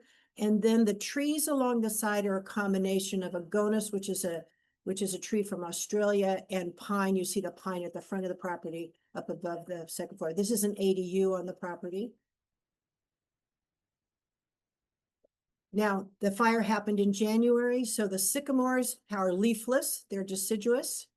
This is the agonis hedge between the property, the homeowner's property and their neighbor, and they are constantly maintaining a zone of, so that their branches of their plants on their property do not hang over the neighbors. I'm going to go back so you can see it. Where the reason why the arborist is there today and this day is to bring back the foliage so it doesn't overhang the neighbor's property. And here's the crew that are actually cutting this. This was a couple of years ago. I just found some pictures that had them in very conveniently. And now this is the side of the property. Here's a stucco wall between the property. We've got the line of the different trees. Now this is the lomandra, and it's just got a mulch base. And that's all that's over here. Coming around the other way, we've got the ADU. We've got the succulent area across the front. The top of the driveway is right in here. This is a pearl acacia, and behind that is the sycamore from the front yard. Looking down from the ADU down into the succulent garden where you see how you get out to the front. There's some grass trees, Islarians, along with some succulent areas. Keeping fire away from the front door. This house is very well hardened. It's got the concrete surfaces, and it's got poured in place board form walls. You see the staircase now going up, and you see the wood fence back up in here. Here's a sycamore in here that we'll show you in a later picture. And then this is the neighbor's property up above. This wall has ficus repens growing against it, solid all the way across the back of the property. Here's the succulent area. And now I'm going to come around. This is the top of the succulent area. Next, this is the pollinator section for the vegetable garden. And here now we've come across, here's the vegetable garden. And then this one was this picture was taken right after we planted the back. Right now you see that there's the ficus hedge, ficus repin. So that's the vine that clings to a wall.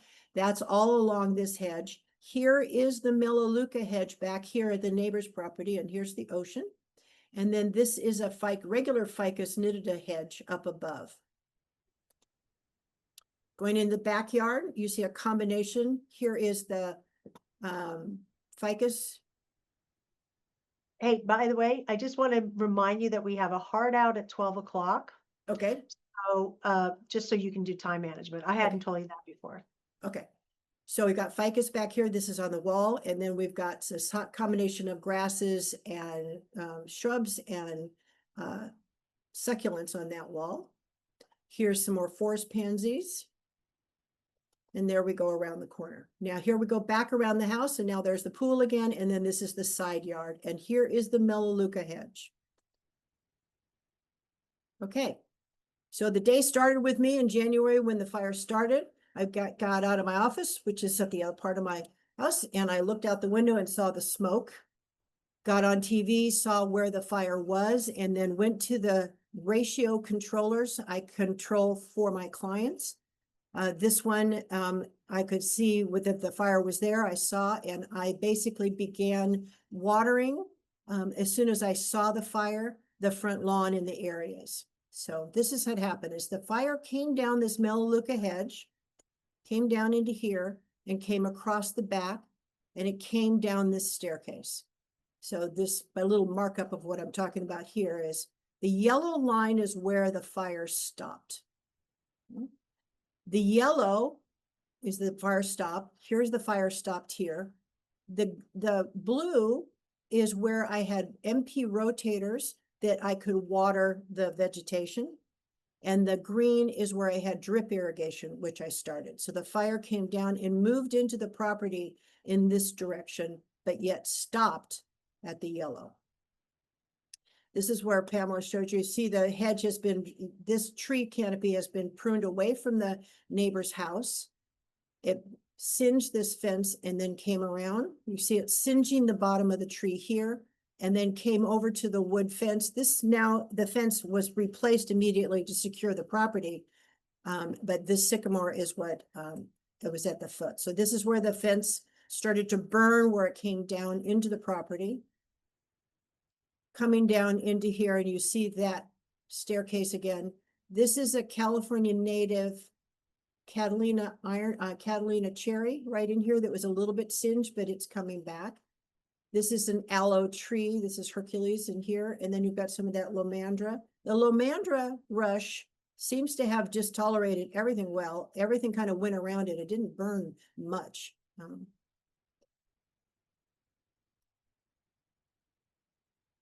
You see now coming around the corner. This is where the fence had been replaced. That was all kind of taken out and burned. This is a California ironwood, a native tree, and then coming around. It's just singed a little bit, but not much. Coming down here, this is some more of the lomandra coming down the edge. Some of the mulch appears to have burned, but there was not enough radiant heat in it to take it any place. The house has a concrete base on it. This trees came up in here. The base of the trees were heated, but they have all recovered. You can see how singed they are. Now going back to the back corner of the property, here's the Melaleuca hedge coming down into the property. This is what it looked like before. And this is the Melaleuca hedge that brought the fire into this property. It first came across the back. This is what is left of the ficus recurrens on the wall. And it singed the upper property. It took out some things up on that first level there. Down in our level, it's a succulent in here. It did burn out one of the ironwoods at this level. And it came completely across that wall. And you can see here, it came across the wall, but stopped at some of, you can still see some of the green vegetation. This tree right here, the ironwood, this is an eastern redbud called Circis forest pansy. It is the deciduous tree, so there wasn't much to burn. And you see now, here's the house, here's the walkway, and here's a shot from a couple of years before this. Here's the forest pansies, here's the ficus wall. That's all gone. Now, the thing that has burned the most is this little shrub right here. And it's called Acacia cognata cousin it. But it doesn't produce much radiant heat. It's a very feathery type plant. And you can see it's burnt right here, and it will not come back. If I'm going to use it again, I'll have to replace it. But it didn't generate enough heat for it to jump the sidewalk and burn. These are Pittosporum marjorie-chenons. They're not affected at all. Here's a view from the other direction. This is a lomandra grass. We've got some succulents in here. This is where the acacia burned, but again, not a lot of radiant heat, so it didn't jump. It didn't burn the wood of the redbud. Here coming down into the succulent area. Here's the aloe tree Hercules, and then another one across the driveway. You can see that that didn't affect much. The acacia is still there, up against the house. This acacia is up against actually the ADU at this point. It's still intact. And you see the front view. Now, this is the sycamores. They would have been leafless during that fire period. Then you see here's the Melaleuca hedge. Now I'm going to go the other direction and take it down. The wood fence, the Melaleuca hedge, bringing the fire to that portion of the property. it's now been replaced, the wood fence in here. And you can see the melaleucas are starting to come back a little bit. So this is what it was before, and this is how the fire kind of jumped over into this property. As you see this yellow line going up here, the melaleuca hedge is overhanging this homeowner's property, and then it comes right down. This is the acacia again, so that caught on fire. You can see that that's burned. You see the gap. This is a 5-foot gap in between. This area down here where those two squares are is where we capture the rainwater to take it into the cisterns. All of the house gutters feed into this chamber, and that's where we pump it over. So the plants in this area were olives. We've got Swan Hill, those are fruitless olives. The acacia cousin it burned. This is a gravel mulch, and this is where the fire stopped, basically, is at this point. There was this tree that you see in this picture was taken out later because I felt that it was too close to the house. So we cut it off at the base so that we could mount a tabletop on top of it in this part of the patio. Here, so what happened is we've got gravel and concrete. The wood fence burned, but now it's been replaced, which I'm going to do something different, when we get into the remediation part of it. The utilities burned. Along this wall at the base of it was the electricity for running the pumps for the cisterns. That's all melted, along with the pool equipment at the end. All the lighting has to be replaced, and I have to replace some of the piping that takes the water over to the cistern. Here's kind of inside of it. This is a contrapedalum. And then you can see some of the mulch is still kind of here. It probably is burned, but this is what's left of the foliage that has fallen down from the trees above. And this is the grassy area in here, but you see the separation. This is how far the melaleuca hedge came down. Now this is this month. This is what it looked like before, right? This is 6 months after the fire, so you see that it's starting to come back. This is what it looked like the few days after the fire. Okay, now this is where this section is, the blue where the arrow is pointing. This is where I turned on the MP rotators, so it started to water because the fire was approaching them. I turned on all of the irrigation remotely and then wrote them a text and said, if you're wondering why your sprinklers are going, it's because I just turned them on. They replied, the fire is behind us. We've already evacuated. And so therefore the drip irrigation in here, I started to water immediately, and I watered for about 24 hours before we lost power to the irrigation controllers. So you see, this is what it looked like before. Here's the toy-on hedge. So the toy-on hedge burned up until this point. And then the MP rotators stopped the fire. It did not go down into this area down in here, but this is basically burning the grasses and all the meadow plants. But within 6 months, this is what's come back. So most of the grasses have come back. I haven't seen any of the yarrow yet, so that might have to be replaced. This is one of the grasses. This is the Canyon Prince. We've got Carex tumulacolia or divulsa. We've got the lomandra, which is a huge clump back in there. This is that picture that Pamela showed you. This is the plastic that's the walkway around. Let me go back. That's right in here. That's the edge of this orchard right here. So the fire was right there, but it is not intense enough with the radiant heat to even melt the plastic, because there's nothing that's really going to generate that high heat in this plant palette. This piece right here was a tree stake that burned and it had embers going. So it burned what was there. This is a irrigation. All the irrigation has to be redone because it's all melted. Some of the underground stuff is okay, but all the stuff on top has to be redone. This is that African box right along the driveway. That burned and is not coming back. So this is where the fire stopped. Here's the bulk wall. It just jumped a little bit over into the foliage of the strawberry trees, which are Arbutus marinas on the street side of it. The acacia, pearl acacia here, it's fine. This is another shrub. This is a toyon that run, but you can see here that all those grasses are fine. You can see closer up, you see the pearl acacia is fine. but the fire did not leave their property. It started from the back, and we were able to control it and not give it enough radiant heat so that it affected the other neighbors. And here's the front of the property here. You see, these are the strawberry trees that got singed a little bit, but we'll probably just prune those. They should be okay. They may not be the right shape. We might have to take them out, but it's way too early to assess that. So this is how we're going to kind of go forward at this point is we're waiting until fall to confirm any plant replacement. We'll check briefly about what we're going to do about the irrigation, the water management, and the power. So what we're already seeing is that the meadow is rejuvenating. I want to get it to come back to that. We are seeing this is some natives are coming back in the middle of the embers. You can see it's rejuvenating here. This was drip irrigation, but I'll probably convert that to MP rotators now because it's less expensive to do that. And then we're going to add some irrigation for firefighting that's outside of the regular MP, so I don't have to put the irrigation in for plant watering. And I'll use a zone where I can't like metal heads and metal piping so that it doesn't melt in the case of another fire.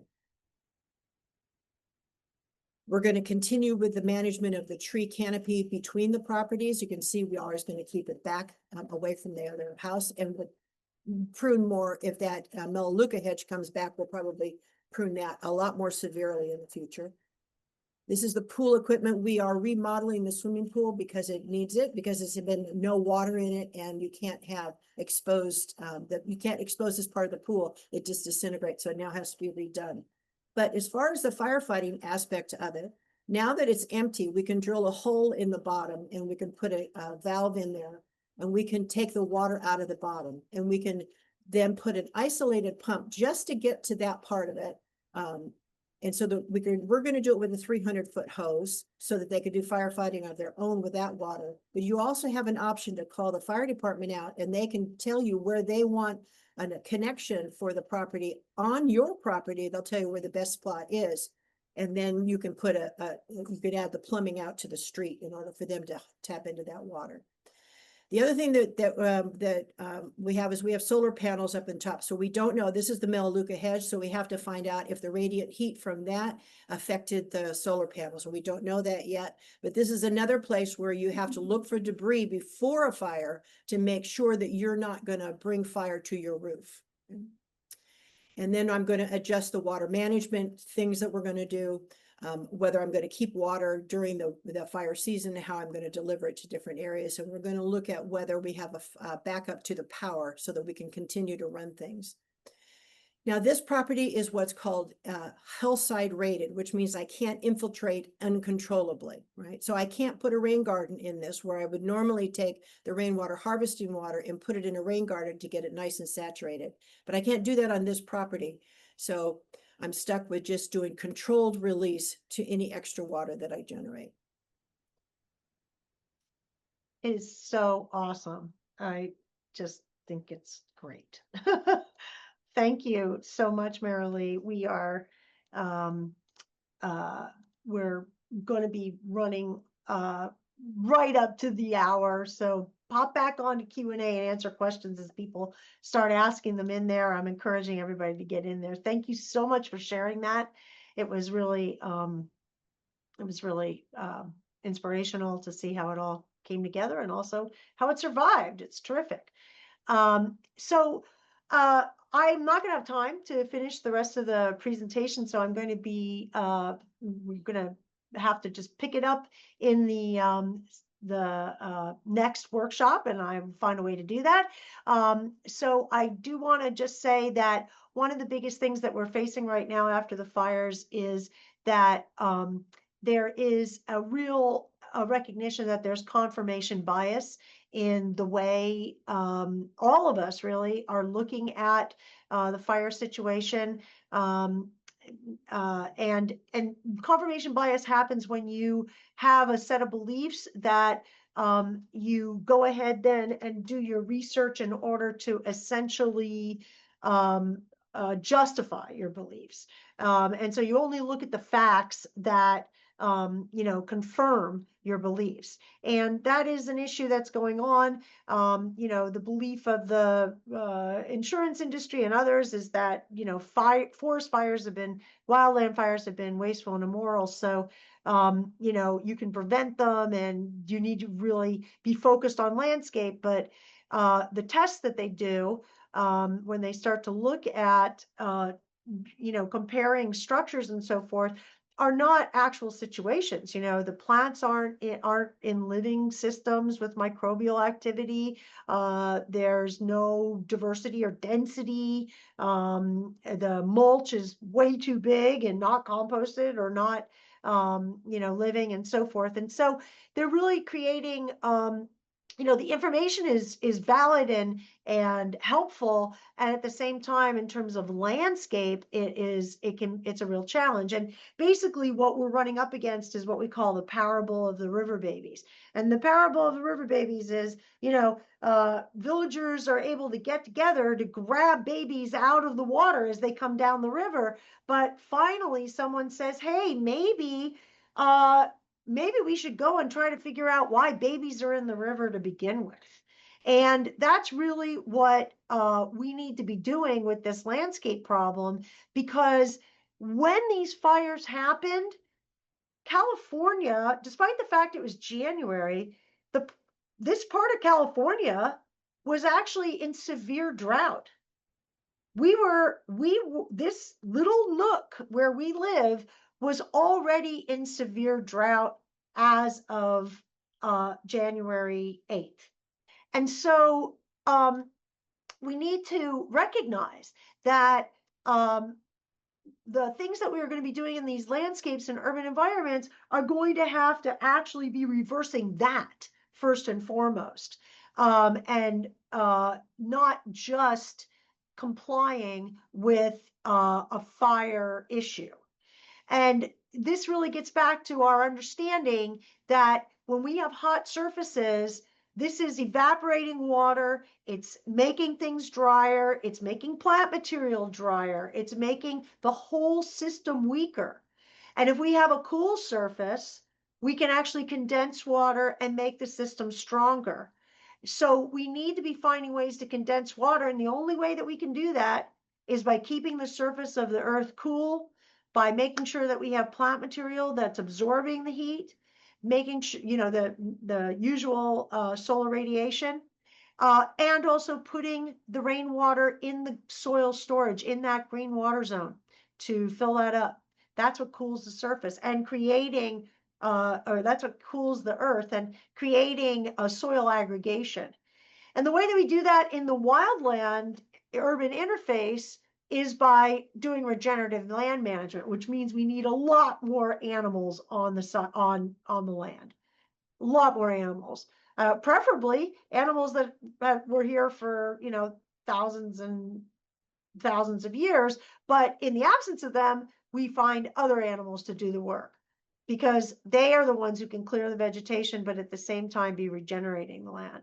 We need to lean into riparian area regeneration, really spend some time planting up and making better the riparian areas. And this includes finding ways to introduce more beavers back into the wildlands, and allowing them to do their job. And we'll talk about that in the next class.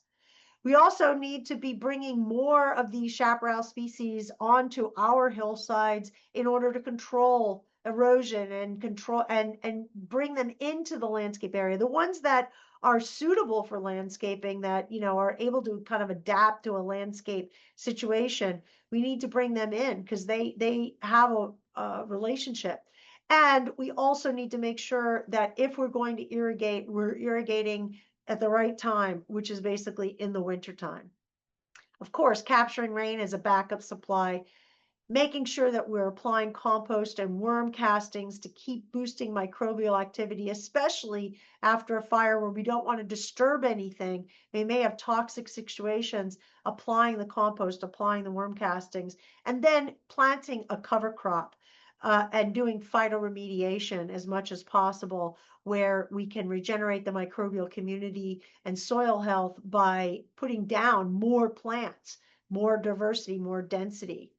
The question of defensible space is going to really come into play because the governor of California and many people are beating the drum to tear out every bit of plant material that you have in that first 5 feet and put down rock.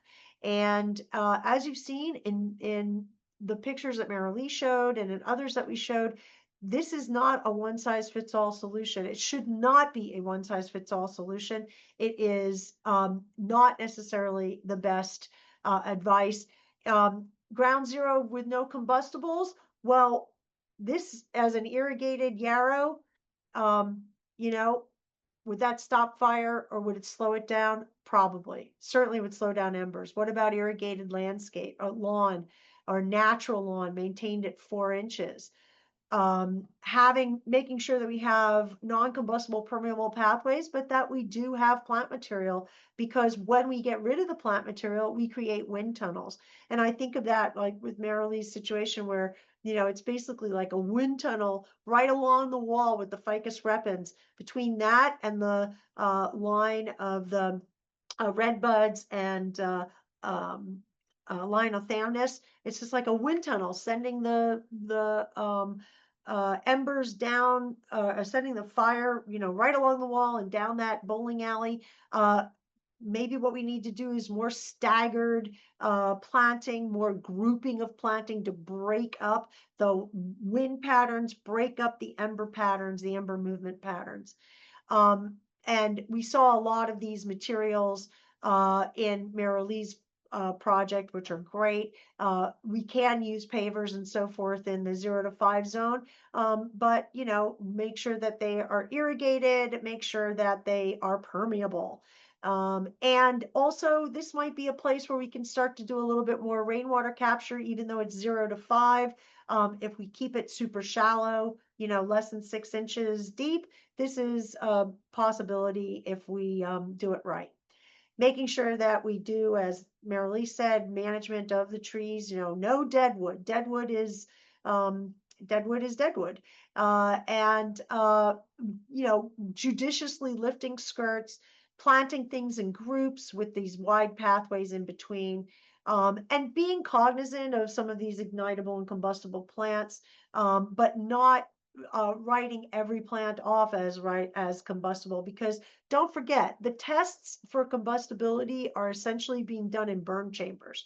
They're measuring, the plant's actual, water release, and that gives it a rating. And then it goes on a list of being whether it's, fire ready or not. So a lot of good research is being done by the Australians. The paper will be included, where they're starting to look at plants, in soil, in healthy soil. There's also a wonderful a paper that we're going to send about phytoremediation and its effect on fires just by doing cover cropping, and that was done in Germany. Why didn't this burn? Yes, it was a deciduous tree, but I mean, this breaks all the rules. Why did it burn? And yet across the street, it did. So this is something for us to start to think about. The defensible space issue is really more about defensible property and landscape appropriate to the property, as opposed to that one size fits all 5 foot setback. We talked a lot about the trees and keeping them hydrated. Certainly this canopy distance question maybe doesn't make sense anymore. Maybe, it isn't really about how dense or light the canopy connection is. It's more about making sure that the deadwood is not there, and that the trees are healthy and happy and in a place that they cluster together so that they can actually break embers. So this whole thing gets thrown on its head. Certainly the fire ladder conversation is being thrown out, or at least being reconsidered, because we're not seeing the fires come up, from a grass to a shrub to a taller shrub into the canopies of the trees. That's not really how it's working.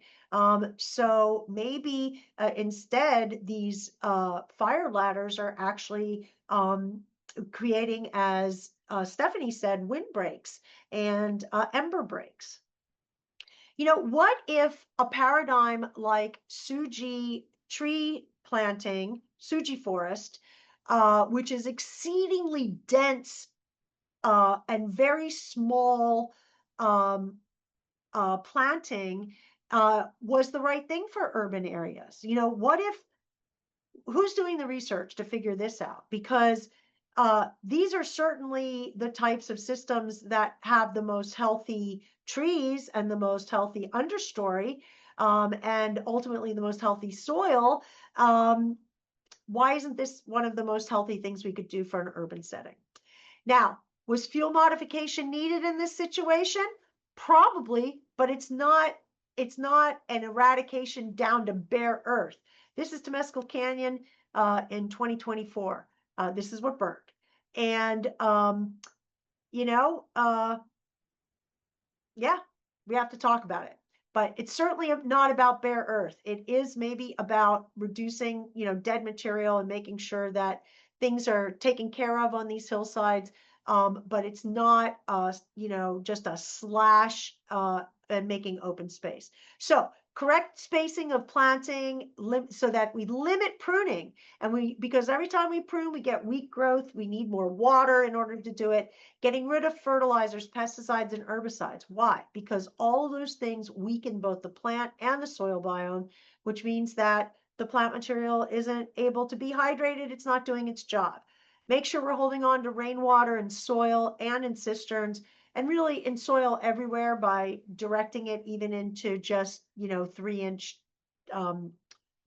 depressions that slow it down enough so it can surface cover, and keeping the soil covered with lots and lots of roots that are in the ground at all times, maximizing that green water zone, and irrigating as efficiently as possible when it's needed, which is in our case the winter time, to keep things well hydrated.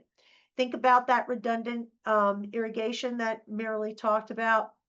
And we're going to send you these documents among several other studies and so forth. I want to draw your attention particularly to this Blue Ribbon Commission on Climate Action and Fire Safety that Stephanie was involved with. The reason I'm going to draw your attention to that is because it is really creating a model for how our communities are going to totally change. And there's a massive amount of training that is going to be coming for landscape professionals out of this mandate. So we will talk about that in the next class. We're going to put up a survey. We don't really, unfortunately, have time. I mean, it was so wonderful to have all these guest speakers, and it really, I think, added to the whole thing. And that's, your questions are wonderful. The ones that you were asking and the comments that you were making during their speaking. So we have like literally 3 minutes. So yes, contact and petition your city to allow more animals, not just on your property, but also management in the wildland urban interface. Animals are the way we need to do it. And they can be managed, efficiently, which means that they are very, very densely put on the land so that there's minimal disturbance when they're dense on the land. So short period of time, super high density, and our soils will be back, and we will have a lot more, lot stronger native plant communities if we started doing that.